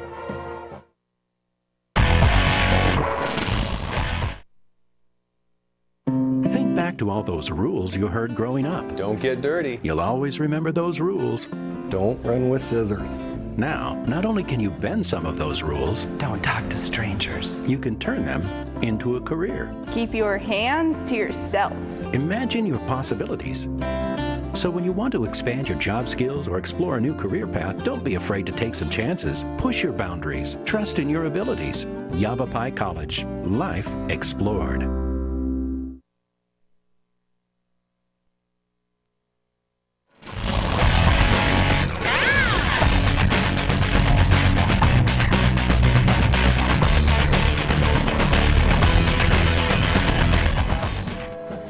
Back here at North High School, fans watching on TV, there's Heather Calandra on your screen to the right-hand side. Two-time state champion in the shot put, one-time state champion in the discus, and a two-time team state champion, JB. The Mingus Marauder girls track team are the two-time defending state champions. Which is absolutely fantastic, and yeah, you know, and it's great to start to get a foothold into that. Mingus actually has quite a bit of sports that are doing pretty well this year. Also wanted to mention that the freshman squad and the JV squad won earlier this week as well. Continue to roll. Yeah. Well, the freshman squad's now 2-2, and the JV squad undefeated, I believe. Yeah, and they won like 60-6 the week before. Fourth down and goal now. Mustangs trips in the backfield. And they're going to hand off to right end. No hands in the air. Oh, yeah, the Marauders stop them. Stop them at the one inside the. Whoa, wait, what's that guy got his hands in the air for? He's just saying stop the clock. That's all he's saying, right? And now flags come flying. Uh-oh. Doesn't matter. This is way after the play, so. Oh, but Ryan is hurt. If it's on the Marauders, they're going to back him up half the distance to the goal, which means they'll have it at about the 3-inch line. But is it right? Yeah, the running back right is riveting in pain on the ground. And you just hope that that flag isn't for something that caused this injury here. The Marauders defense, however, goal line stand. First and goal at the 2, and they don't get in. The Mingus Marauders defense put up a wall at the goal line. All right, fans, let's take a break here for an injury timeout. 26-6 is our score. When we come back, the Marauders will have it either at the 6-inch line or the 3-inch line. We'll be back after this.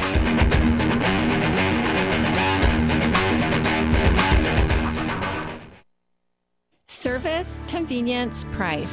Taylor Waste is locally owned and voted #1 in residential garbage collection for the past 8 years in a row. And right now, new customers will enjoy 2 months free service with your switch to Taylor Waste. Add an extra container and take part in Taylor Waste's popular clean recycling program as well. Hi, I'm Chris Taylor, owner of Taylor Waste. We're proud to serve our friends and neighbors with service tailored to your needs.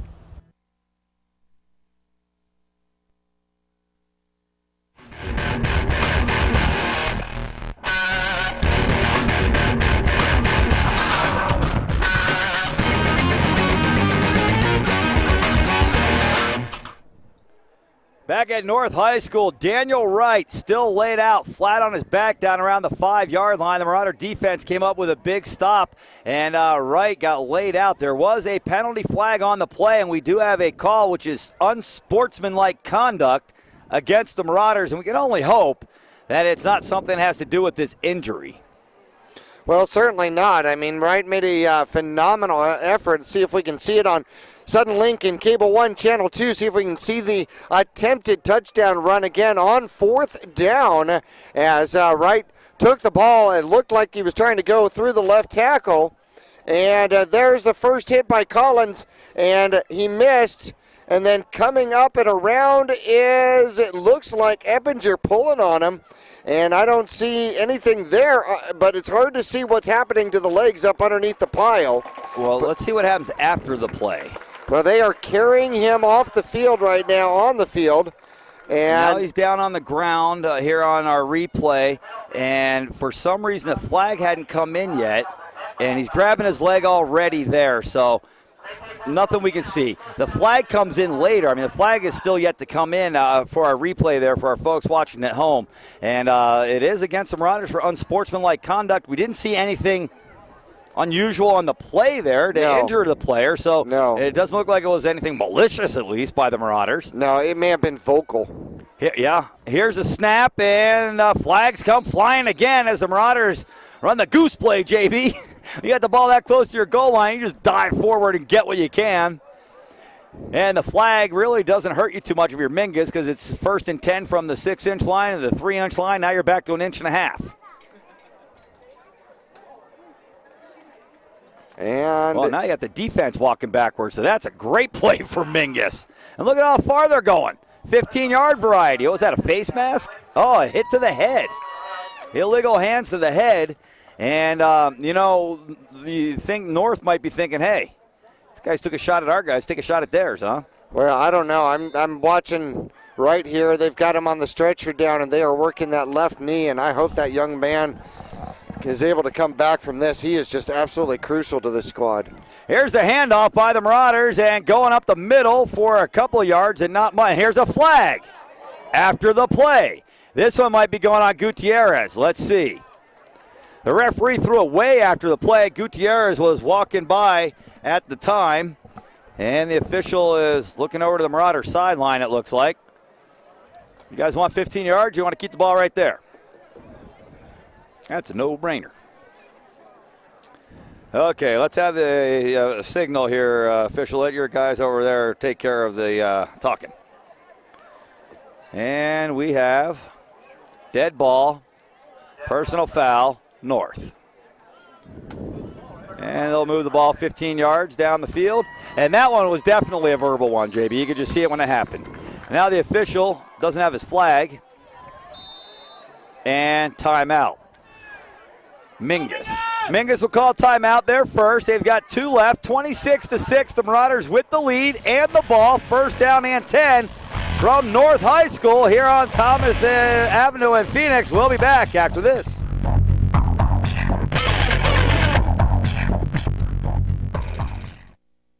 Service, convenience, price. Taylor Waste is locally owned and voted #1 in residential garbage collection for the past 8 years in a row. And right now, new customers will enjoy 2 months free service with your switch to Taylor Waste. Add an extra container and take part in Taylor Waste's popular clean recycling program as well. Hi, I'm Chris Taylor, owner of Taylor Waste. We're proud to serve our friends and neighbors with service tailored to your needs.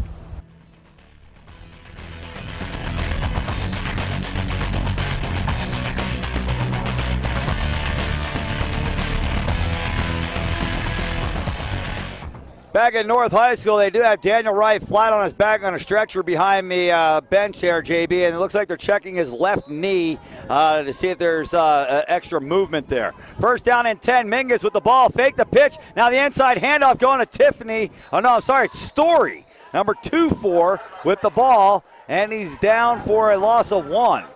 All the way back to the, where are they at now? They're at the 34-yard line where it will be 2nd down and 11. I like that play. It was good misdirection and just happened to be good defense by the North Mustangs, staying at home and making sure that they stayed on that side. Galloway, 6'3" freshman, split wide to the right-hand side. Karen on the left. Marauders going to run it with Navarez up the middle. Navarez lowers his head and gets about 8 or 9 across the 40 out to about the 42, it looks like. Maybe the 43 as they keep moving down the field. That's our little mountain climber guy, JB. Down in there to about, yeah, looks like you're marking at the 43, so it's going to bring up 3rd down and 2. Nice run that time by Navarez. He's looked strong running the ball again here tonight. Now, I saw Karen come in for 1 series at quarterback, the 2nd series of the game. We haven't seen him back there again. He does have a reception, though. Marauders will hand off. Looks like it's Helsel coming to the right, and they'll put the ball almost like a goal line thing, JB. He got down there near that 45-yard line. He could smell it, and he reached the ball out and got the nose on that 45. That'll be enough for a 1st. Well, blocking got a good shot of his number out here. Galen Leo made a nice block, and he was able to just kind of hook the pocket and go right behind him. That may be the biggest Marauder.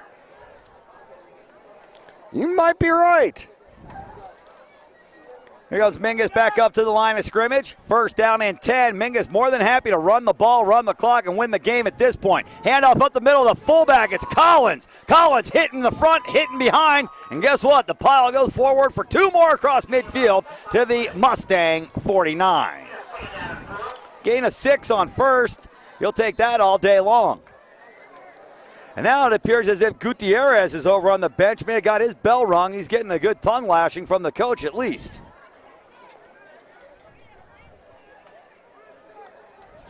Second down and 4. The Marauders have the ball on the Mustang side of the field once again.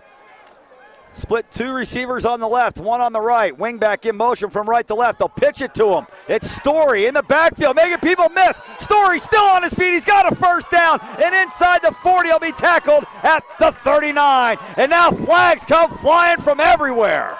Yeah, probably a late hit on that one. Everybody saw that. The late hit's going to give the Marauders an extra 15, and the man that took the brunt of the late hit is laying flat on his face at the 38-yard line, and it looks like it's 65 once again, Antonio Calderon. He just got completely rolled up on that one. As it looked like it might have been Cortez. I saw 10 roll and get up, but it may not have been him with the late hit. I'm not sure. That's what we got. That'll add 15 yards onto the run. It was a nice run by Story. It looked like he may have been a little bit bottled up in the backfield. And then next thing you know, zoo, he goes shooting out of the backfield and picked up a good gain. Here, our fans at home, you can watch it again on the replay. And you can see Story's got the ball on the pitch. He's about 6 yards deep there. And then all of a sudden, he just runs through all these blue guys. Makes those 2 guys miss. Here's another guy that gets up and is able to hold on, but Story finishes the run. And all the way down there now, oh, here comes the hit. It's number 10 afterwards. Sure, Jackie, that's exactly what it was.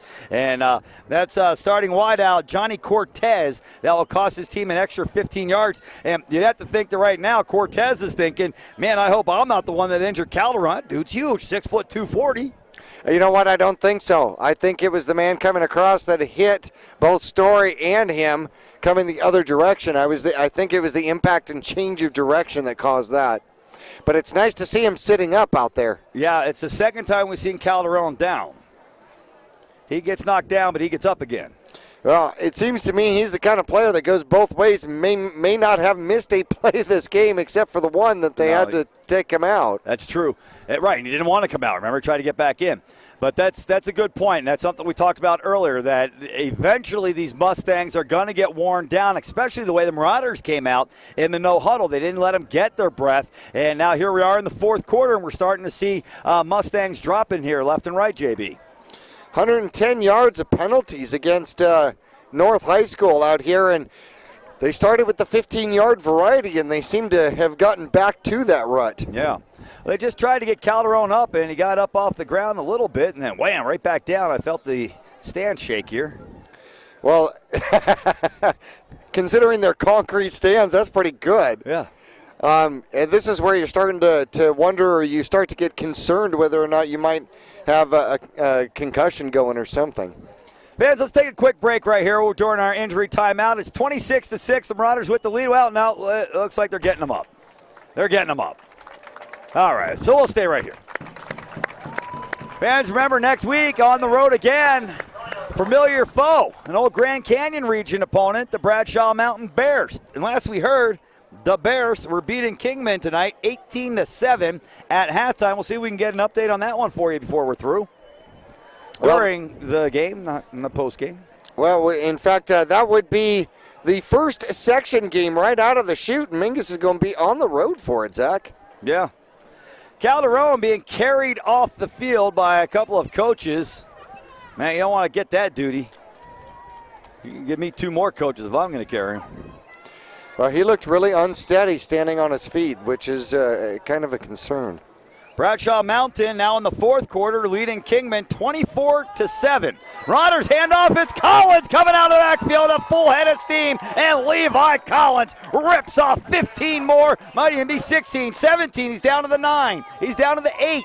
And a first down and goal, Marauders here in the fourth quarter. Mingus already with their highest scoring total of the season at 26, and they're looking to add on.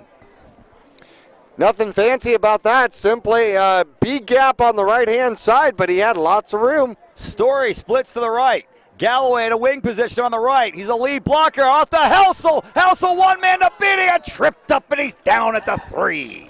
Second down and goal. Mingus as Helsel will bring it inside the 5 to the 3-yard line, working from the near hash mark on the opposite side of the field from the Marauder bench. If we were at home, we'd be moving away from the scoreboard. And if we were home, the cannon would be on the other side, right? And the cannon is what it looked like shot Collins out of the backfield that time. He's lined up back there again. Did Jesse bring it? Here's the snap, and Navarez will follow Collins to the end zone. Touchdown! Michael Navarez takes the biscuit to the house, and he's got a touchdown for the Marauders. 32-6, Mingus with the lead. Fans at home, watch 34, Collins run through the hole. Watch the quarterback follow him through that hole, and a big hit by Collins right there at the goal line. Frees him up, and the Marauders extend the lead. 32-6 here in the fourth quarter of play, and here comes JJ. Well, they took on Munoz, the center linebacker out there, took him out of the play, and Micah found it easy to get in the end zone. Here's the snap, good hold. The kick is plenty far, and it's good. Jacobo knocks it through, 33-6. The Mingus Marauders with the lead here in the fourth quarter. We'll be back with the Mingus kickoff coming up right after this.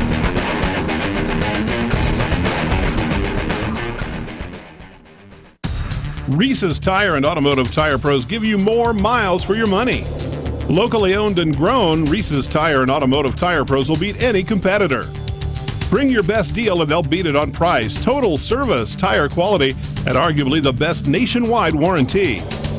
For 24 months or 24,000 miles and available at 30,000 locations coast to coast. Get more miles for your money every day from your hometown team, Reese's Tire and Automotive Tire Pros.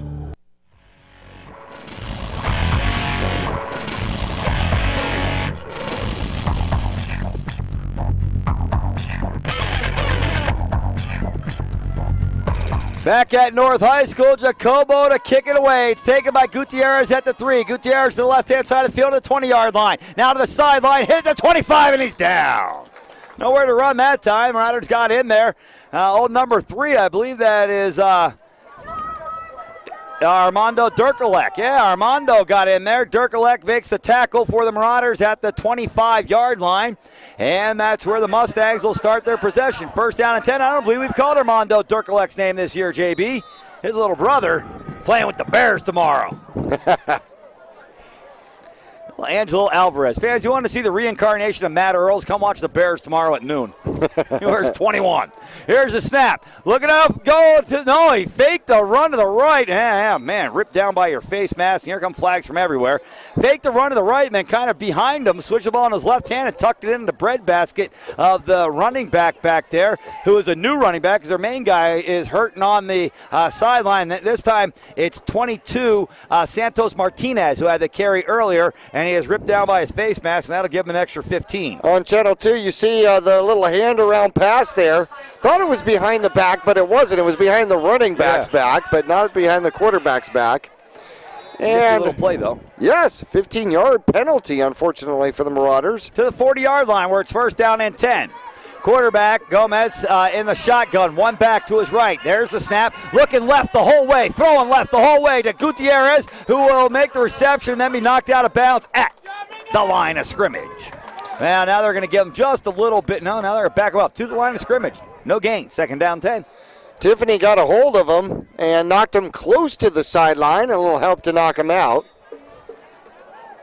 I learned something yesterday. Remember against the Trojans. The Trojans kept blocking downfield early, which I found out the rule for high school football is you can block downfield with another receiver if the throw is thrown behind the line of scrimmage, if the reception's made behind the line of scrimmage. Here's the snap. Gomez looking to throw, steps up in the pocket now, rolling in, he's hitting down. Well, Mingus Marauders are punishing for trying to run the ball. That time Zach Simmons came in to finish him off, but not before the big hit by Hernandez. Hernandez got him, Simmons crushed him, and it's going to bring up third down and 13.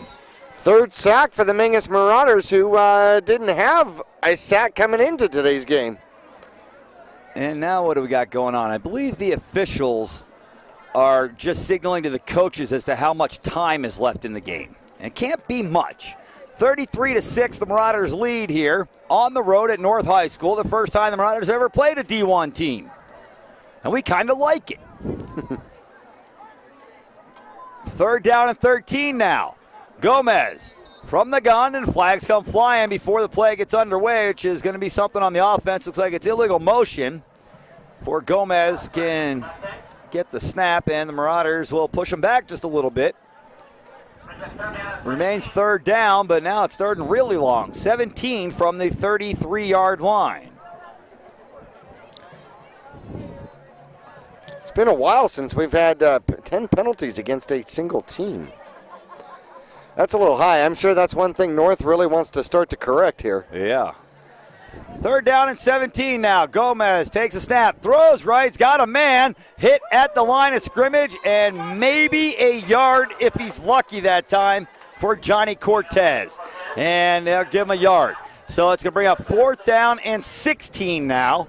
In the little fellow, Frank Gomez, a senior, 5'6", 145, runs to the sideline to get the play from Coach Chappelle. Well, they got it in Carter's hands, or pardon me, Cortez's hands. He's got 3 receptions in the first half and 3 in the second half, 69 yards total, and 55 in the first half, though. 4th and real long. Here's the snap from the gun. Looking left, looking to run to the left, and now flushed out of the pocket. He's not going to get a first down. Tackled at the 43. So he came up about 6 yards short of a first. The Marauders take the ball over on downs. 1st down and 10. It looks like they're going to mark it at the 44. So Mingus has the ball back, leading 33-6 here late in the 4th quarter. But so far for the game, he's got negative 14 yards because he's taken his 3 sacks in this game. That time he looked downfield. That was a coverage. Well, it wasn't a sack, but it was definitely great coverage downfield. Yeah. He didn't feel an option. But Gomez sure didn't stay in that pocket long. I think he felt like he had a first down once he took off to the left, and all of a sudden he saw Eppinger chasing him down and breaking him down and thought, uh-oh, and tried to cut it back inside, and the rest of the Marauders were there to clean him up. Mingus looking to take a snap. It's Karen in at quarterback. Hands off to Hanks, going left. Hanks will have about 5 yards on first down inside the 40. They'll mark him at the 39. 2nd down and 5. Good carry on first down for the Marauders. They have brought Tanner Karen back in to play quarterback here in what we believe to be the waning minutes of the 4th quarter of play. Haven't had a scoreboard clock all game long. The rest of the scoreboard's working, but not the clock. Well, the score sure stands out, 33-6. Mingus like comfortably in the lead here. I wonder if they can make that 33 blink. Awaiting the snap, and they'll go left side to Story behind a blocker. Story out in the open. He's got a first down and be tackled about the 31-yard line. Good gain there. He got about 8 or 9 yards and a first down for Mingus. And the Marauders are not so much worried about the first down as they are just running the time off the clock. Well, some of the Marauders are hoping for an opportunity here. So far, Story has gotten 3 carries in the second half. 33-6 is our score. Time is running out. And that looks like a kneel position. Oh, yeah. The Marauders are in the victory formation. As we see the coaches leave the top of the box, that's a pretty good indicator we're about done. And Tanner Karen is going to snap our favorite play, JB. We haven't seen it yet this year. Nope, sure haven't. Well, not from Mingus colors. Right, well, those are the only colors we're worried about. And Karen points out, watch that linebacker. Don't let him hit me when I take a knee. And his mom says, don't take it too hard. I don't have to scrub those. Well, he already had a reception, and he's been out there defensively for most of the game. So I'm pretty sure she's going to be washing that uniform anyway. Yeah, that's good. They're going to play, get dirty. What I like is the kids that play and they don't get dirty, and after the game they go slide around the bases. How'd you do today? You're all dirty. I was 0 for 4 and played outfield. Yeah.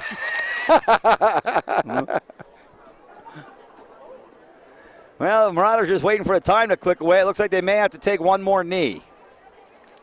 Well, Mingus looks like they will spoil the Mustangs' homecoming here tonight. Hope to do that twice this year. I think. Yeah? Or somebody else's homecoming too? I'm not sure. Kingman or something? I will have to check. That's it. The Marauders take a knee.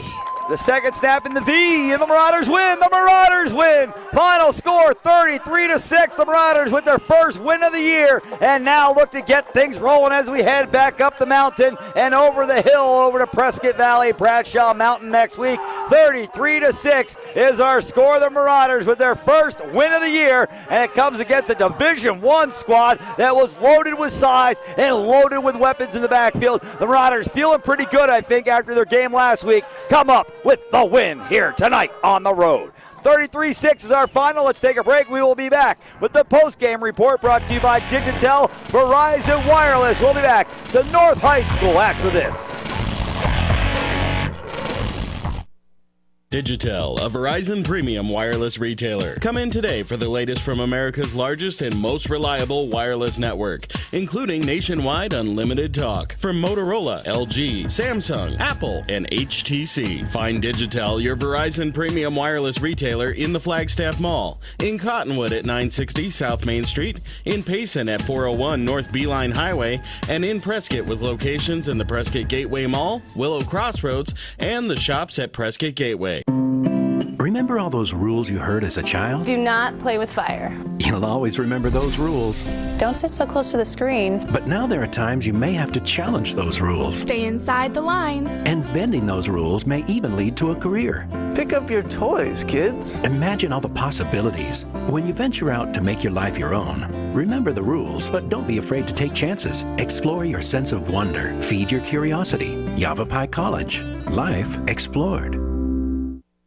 The Suzy Q Market is the most convenient stop for road trips, with 1,500 beverage selections and plenty of snacks. And save on Texaco fuel with your Safeway Rewards card. The Suzy Q drive-thru window is the most convenient way to pick up those essentials on the way home. Road trips start here. With something for everyone. At the Suzy Q Market. Next to KFC on Main Street, Cottonwood. Go Marauders! Would you rather recycle like this or like this? Clean Recycling processes over 95% of the materials collected as opposed to under 20% with other processes. Just add a recycling container and your recycling materials end up recycled instead of in the landfill. Just one of the many reasons Taylor Waste has been voted #1 for the past 8 years in a row. Hi, I'm Chris Taylor, owner of Taylor Waste. We're proud to serve our friends and neighbors with service tailored to your needs. Welcome to the Digitel Verizon Wireless Post-Game Report. Digitel, a Verizon premium wireless retailer in Cottonwood at 960 South Main Street.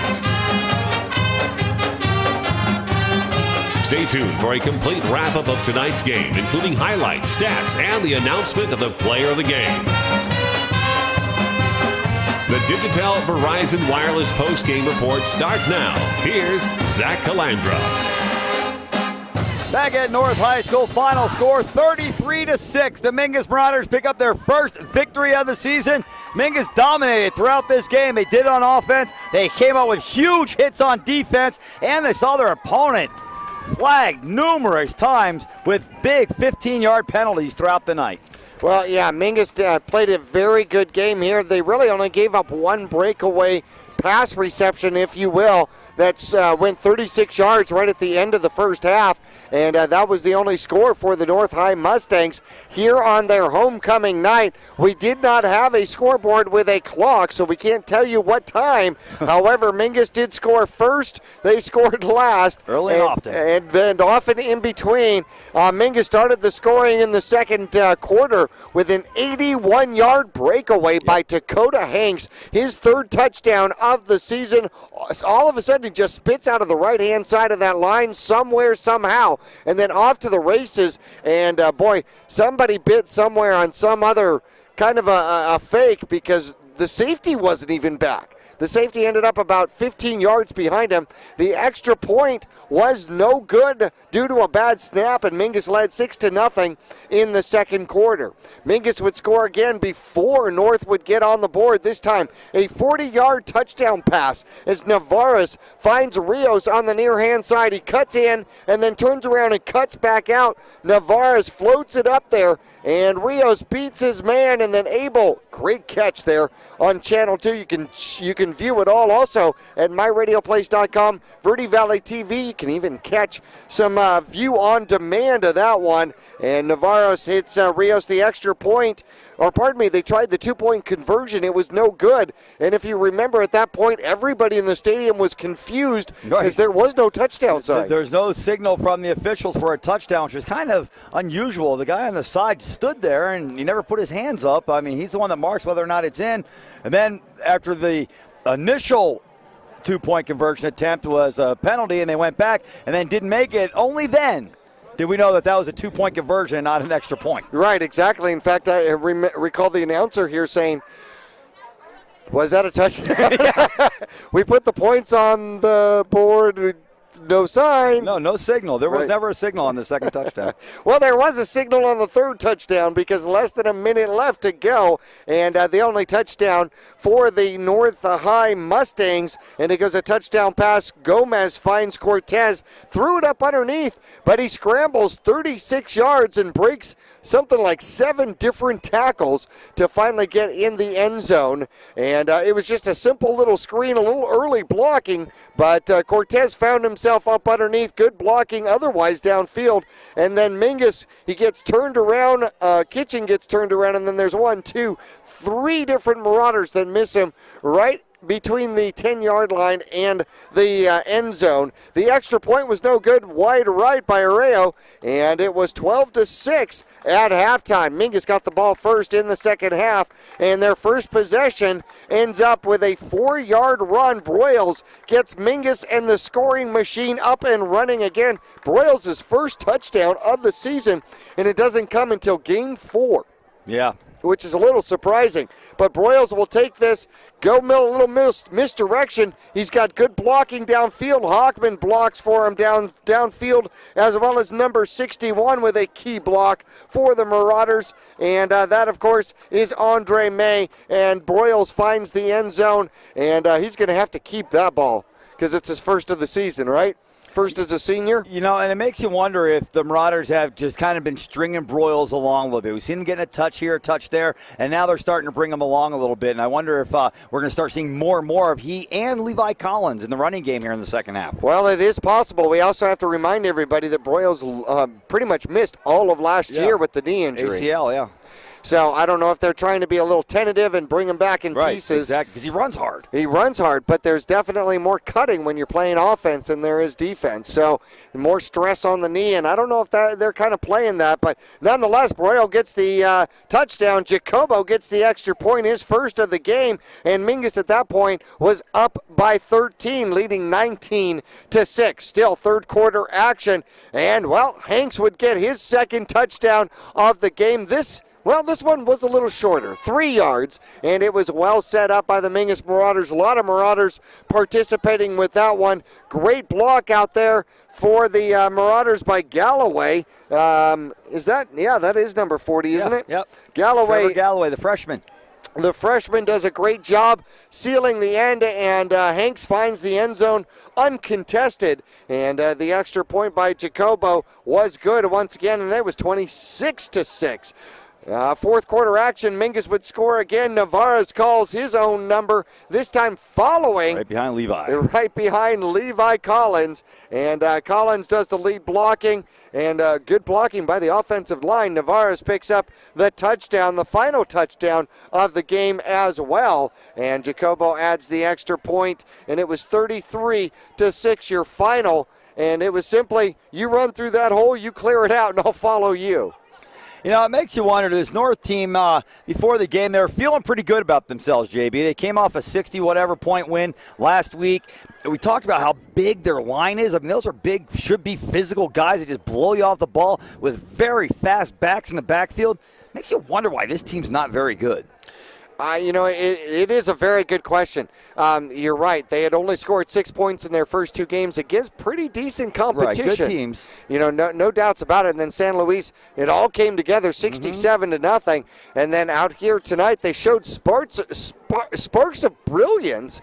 But then I'm not exactly sure how deep this playbook is. I think that's where the destiny factor came in. Yeah. The Marauders are perennially a good team. Off to a slow start this year. Right. Finally got a win, but North is perennially a bad team. And when things start going against you, you start to get into your shell and get into a hole there a little bit, where the Marauders are starting to feel, hey, we're getting somebody, and you start to put that foot down on the throat. Well, in fact, the Marauders started to taste blood, so to speak, right. and just went for it. However, at the same time, one thing I'd like to throw out, it wasn't too far into the, second quarter, and we realized that which way the play was going, how they were set up.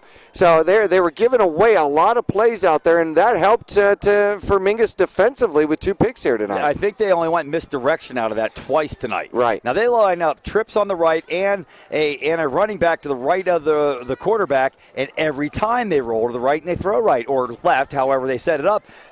To me, I mean, that's just giving it away. If you're going to do the same thing on every time, you have to have something that counters and goes the other way or reverse or something, right, just to keep the defense honest, keep somebody on that side of the field. And quite honestly, they've got the athletes to do it. Boy, oh, my goodness. Terrific athletes down here. Absolutely. And you get somebody going the opposite direction. Maybe you're able to pitch to Cortez going the other direction or something like that. Gutierrez, for that matter, a whole host of Mustangs could outrun everybody to green grass on the other side of the field. And you know what? We talked to some of the students here at North High School before the game and everything, and one thing that 2 of the young men pointed out to me was that this team doesn't practice hard. He said they goof around at practice. He says, that's why we're not very good, because we don't. He said, and it was great. I got like a 15-year-old kid telling me, you're going to play how you practice. So that's right. Yep. And that's what they were saying. The one kid, I've watched them practice every time. He says they goof around. They don't pay attention. They're playing games on the side and everything. And that shows up on Friday night. Unfortunately, there's an awful lot of talent on this squad, and certainly wish them well, and certainly wish that number 21 is going to be back with them soon. Daniel Wright, who was their leading rusher. Good looking running back there. Fantastic, ran hard. Oh my gosh, he put his nose into it. Yep, very quick too. All right, fans, let's take a quick break right here, and we will come back with some more individual statistics from tonight's ball game. The Mingus Marauders with a big victory here on the road. Final score, 33-6. This is the post-game report brought to you by Verizon Wireless, Digitel, and Cottonwood. Let's take a break. We'll be back after this.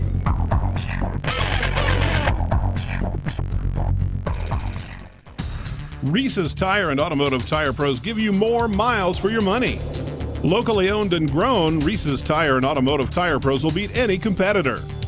Bring your best deal and they'll beat it on price, total service, tire quality, and arguably the best nationwide warranty. For 24 months or 24,000 miles and available at 30,000 locations coast to coast. Get more miles for your money every day from your hometown team, Reese's Tire and Automotive Tire Pros. Your local Taco Bell invites you to Live Moss. There are now 3 varieties of Doritos Locos Tacos at Taco Bell. Nacho Cheese, Cool Ranch, and the new Fiery Doritos Locos Taco. Convenient hours, drive-through, and open late every night. Visit your local Taco Bell, located on the corner of Highway 89A and Cove Parkway in Cottonwood.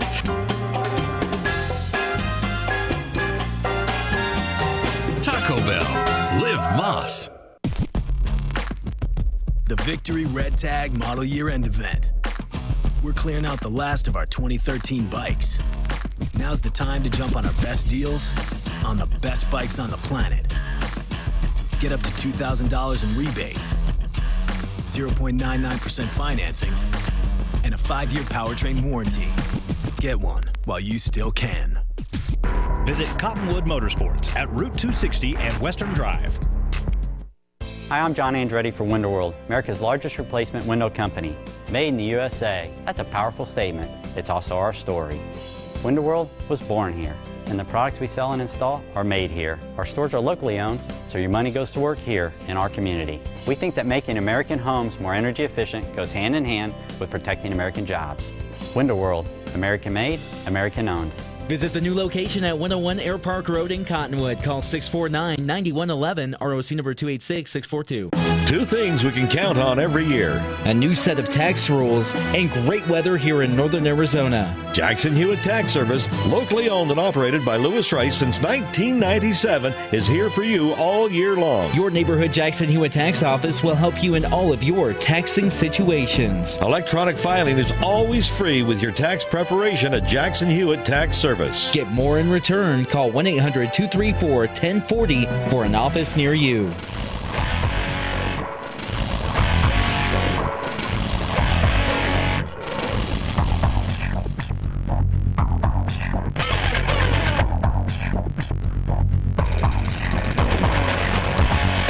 Back at North High School, final score here tonight, 33-6. The Mingus Marauders get their first victory of the year on the road at Division I North High School. Jackie, next week's opponent, the Bradshaw Mountain Bears, came up with a victory tonight as well, 31-14 over Kingman. So two familiar foes going at it next week, both coming off a win.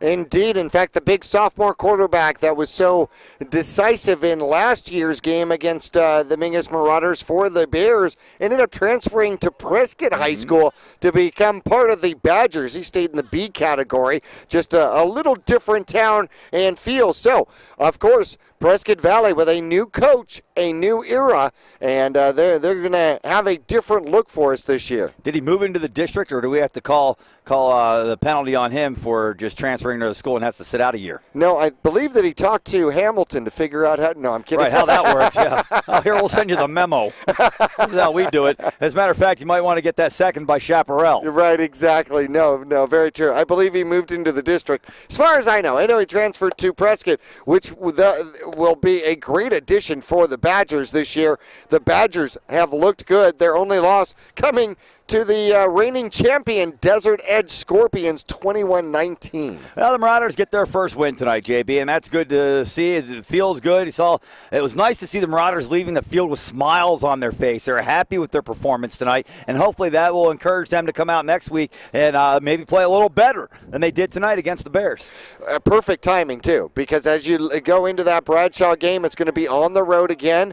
Mingus picking up their only win of the season on the road, which is, hey, kudos for them. And did it in fine fashion at halftime. Didn't have a fantastic lead, only led by 6, 12-6 at halftime, but really turned it on in the second half. Let's look at some of the statistics here for the Marauders. For the Marauders, Navarez ends the night 5 for 9, 101 yards and 1 touchdown, and no interceptions. Rios 3 receptions, 86 yards, and a touchdown as well in the air. 257 rushing yards, 101 yards on the ground.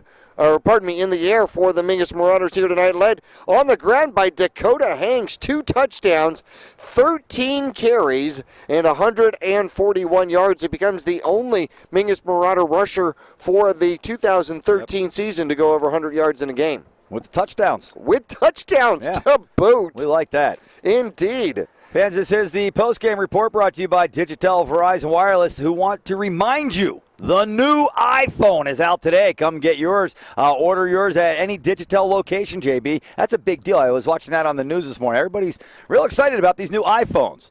Mine flips open as hell together with duct tape, so I don't know anything about it. Well, you know what? You should probably stop by, and they'll teach you why you can't live without it in Cottonwood. They're next to the Suzy Q Market, also in the Prescott Gateway Mall, next to Trader Joe's in Prescott, in Payson, and 2 locations in Flagstaff, including the Flagstaff Mall. Yep, big city up there in Flagtown. Indeed. We'll have Flag coming to town in 2 weeks, JB. We got to take care of business next week. Can't look past the Bears, but the week after that, the Flagstaff Eagles, a long-time arch rival of the Mingus Marauders. Why you're not allowed to wear green at Mingus. I know. But they come to town for our homecoming. This was homecoming tonight for North. And like we saw at homecoming last year, I think it was, or the year before, when Flag had us to town for homecoming, now they beat them down 55-0. And I can't remember too many times that the Marauders have been a homecoming opponent for teams that they haven't won. I know. That's a tough game to schedule for your homecoming. Yeah, I remember a few times where we were Cactus's homecoming. Oh, really? Yeah. Well, then we wouldn't have won those. No, it went back a little bit. I forget those. The North High, hopefully their homecoming isn't spoiled. Frank Gomez, man, that is one tough young man. Undersized as a quarterback out here, however, played exceptionally hard. He ends up 13 for 23. Respectable, 154 yards, 1 touchdown. He was picked twice, which means that we'll have a choice to make for the Larry Green Chevrolet Pick of the Week. Cortez's favorite receiver, 6 carries, 69 yards, and a touchdown on the ground here tonight. The leading rusher, number 21, Daniel Wright, who ends up with 14 carries and 58 yards, and unfortunately left the game injured. Yeah, well, we saw a couple of Mustangs leave the game injured. Wright was one of them. The other one was their starting lineman. What was it? Number 65. Yeah, Cortland or something like that, that went out later in the game. So we hope those guys are able to get back and continue playing. Wright is one that I'd be a little worried about. But unfortunately for him, he doesn't live in Cottonwood, because otherwise we just send him to Northern Arizona Rehab and Fitness, get him shaped up and ready to go next week. Right, exactly. Calderon was the other Mustang that came out. And the first time he had to come out of the game, he didn't want to. No, he tried to get back in there. Yeah, he did. Yeah, respect the young man for that. No, I definitely. My knee's hurt, but I got another one. Yeah. He was a captain. The last time he came off the field, though, I just hope he was exhausted, is what I really honestly hope. And, right, he's one of the players that was playing both sides of the ball, probably played 100 snaps out there tonight between the two offenses, and that's a tough night to go, especially with Mingus going into the hurry-up no-huddle offense. No, and most likely as well, he was here until 2 a.m. last night setting up the gym for homecoming dance and everything else as well, huh? We got one of our cameramen down there ready to get to the dance, JB. He's dancing around down there and ready to go. He heard they were hanging the ball. All right. Get out the lights and hanging the ball. We're going to have a good time tonight. Get out those xylophones. 6 xylophones in the Mustang band here tonight, JB. Well, you in order to get a band with 6 xylophones in it, I think you have to go to the collegiate level, don't you? Either that or you got to be at a Funk Junkies concert.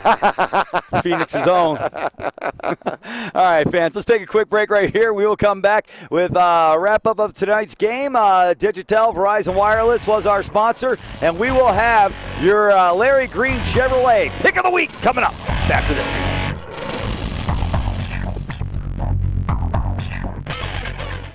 Here in the Verde Valley, it's always a great time to ride. And for all your cycle needs, it's always a great time to visit D&K Service Cycle and ATV. Their certified technicians can keep your street bike or your dirt bike in tip-top shape year-round. Stop in and check out the full inventory of riding gear. At D&K, they can help sell your good used motorcycles too. Go to dkservicecycle.com and find out about the consignment program.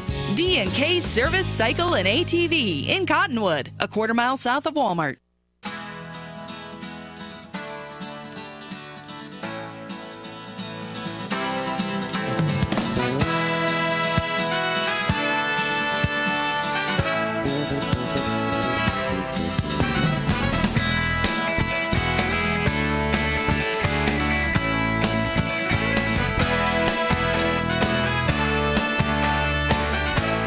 Our whole team is here to help you get the most out of each workout here at the Cottonwood Recreation Center.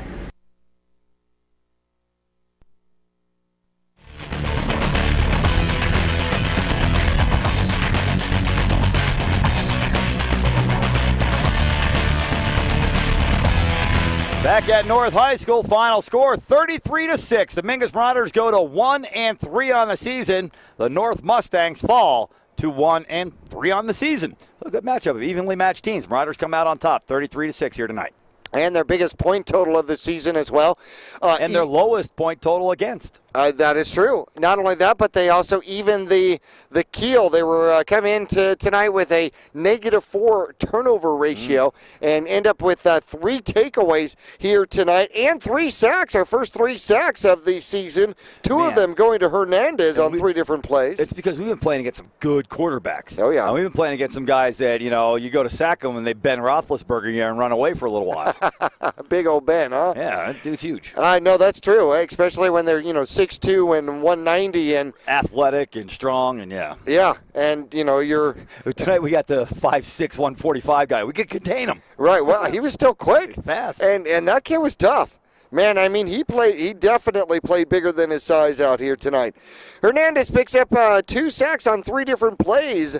Let's see, Simmons will get a trifecta. Yep, Simmons will get a half a sack. Fumble recovery by Hernandez as well. The other half a sack going to Tiffany out there, who had an interception. However, I am sorry, Tiffany. The Larry Green pick of the week is going to end up going to Rios, the first interception of the game, as that was a drive stopper deep in the red zone. That was an and goal drive. It was indeed. Not only that, but while Tiffany was waiting for the ball to come down, Rios actually had to come across the field, get it, and then take it away. Oh, that was almost like a steal as opposed to an interception. But it goes as the interception. The Larry Green pick of the week, a 2013 Chevrolet Malibu, $22,500 and just barely 14,000 miles on it. So now, that leaves us with probably the biggest award of the game coming from our premier sponsor,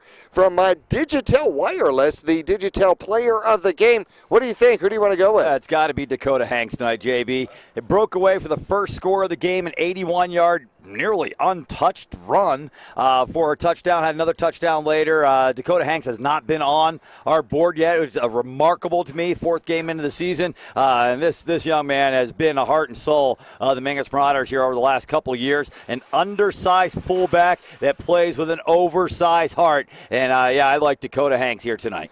Well, Dakota Hanks came in with 154 yards in 3 games and ends tonight with 141 yards, almost doubled it by itself. And Digitel, of course, a premium wireless retailer in Arizona and Arizona owned. All right, fans, thanks for tuning in tonight. For Jackie Bessler, I'm Zach Calandra. We'll talk to you next week from Bradshaw Mountain High School, Mingus Marauder football here on KYBC AM 1600. Have a great night.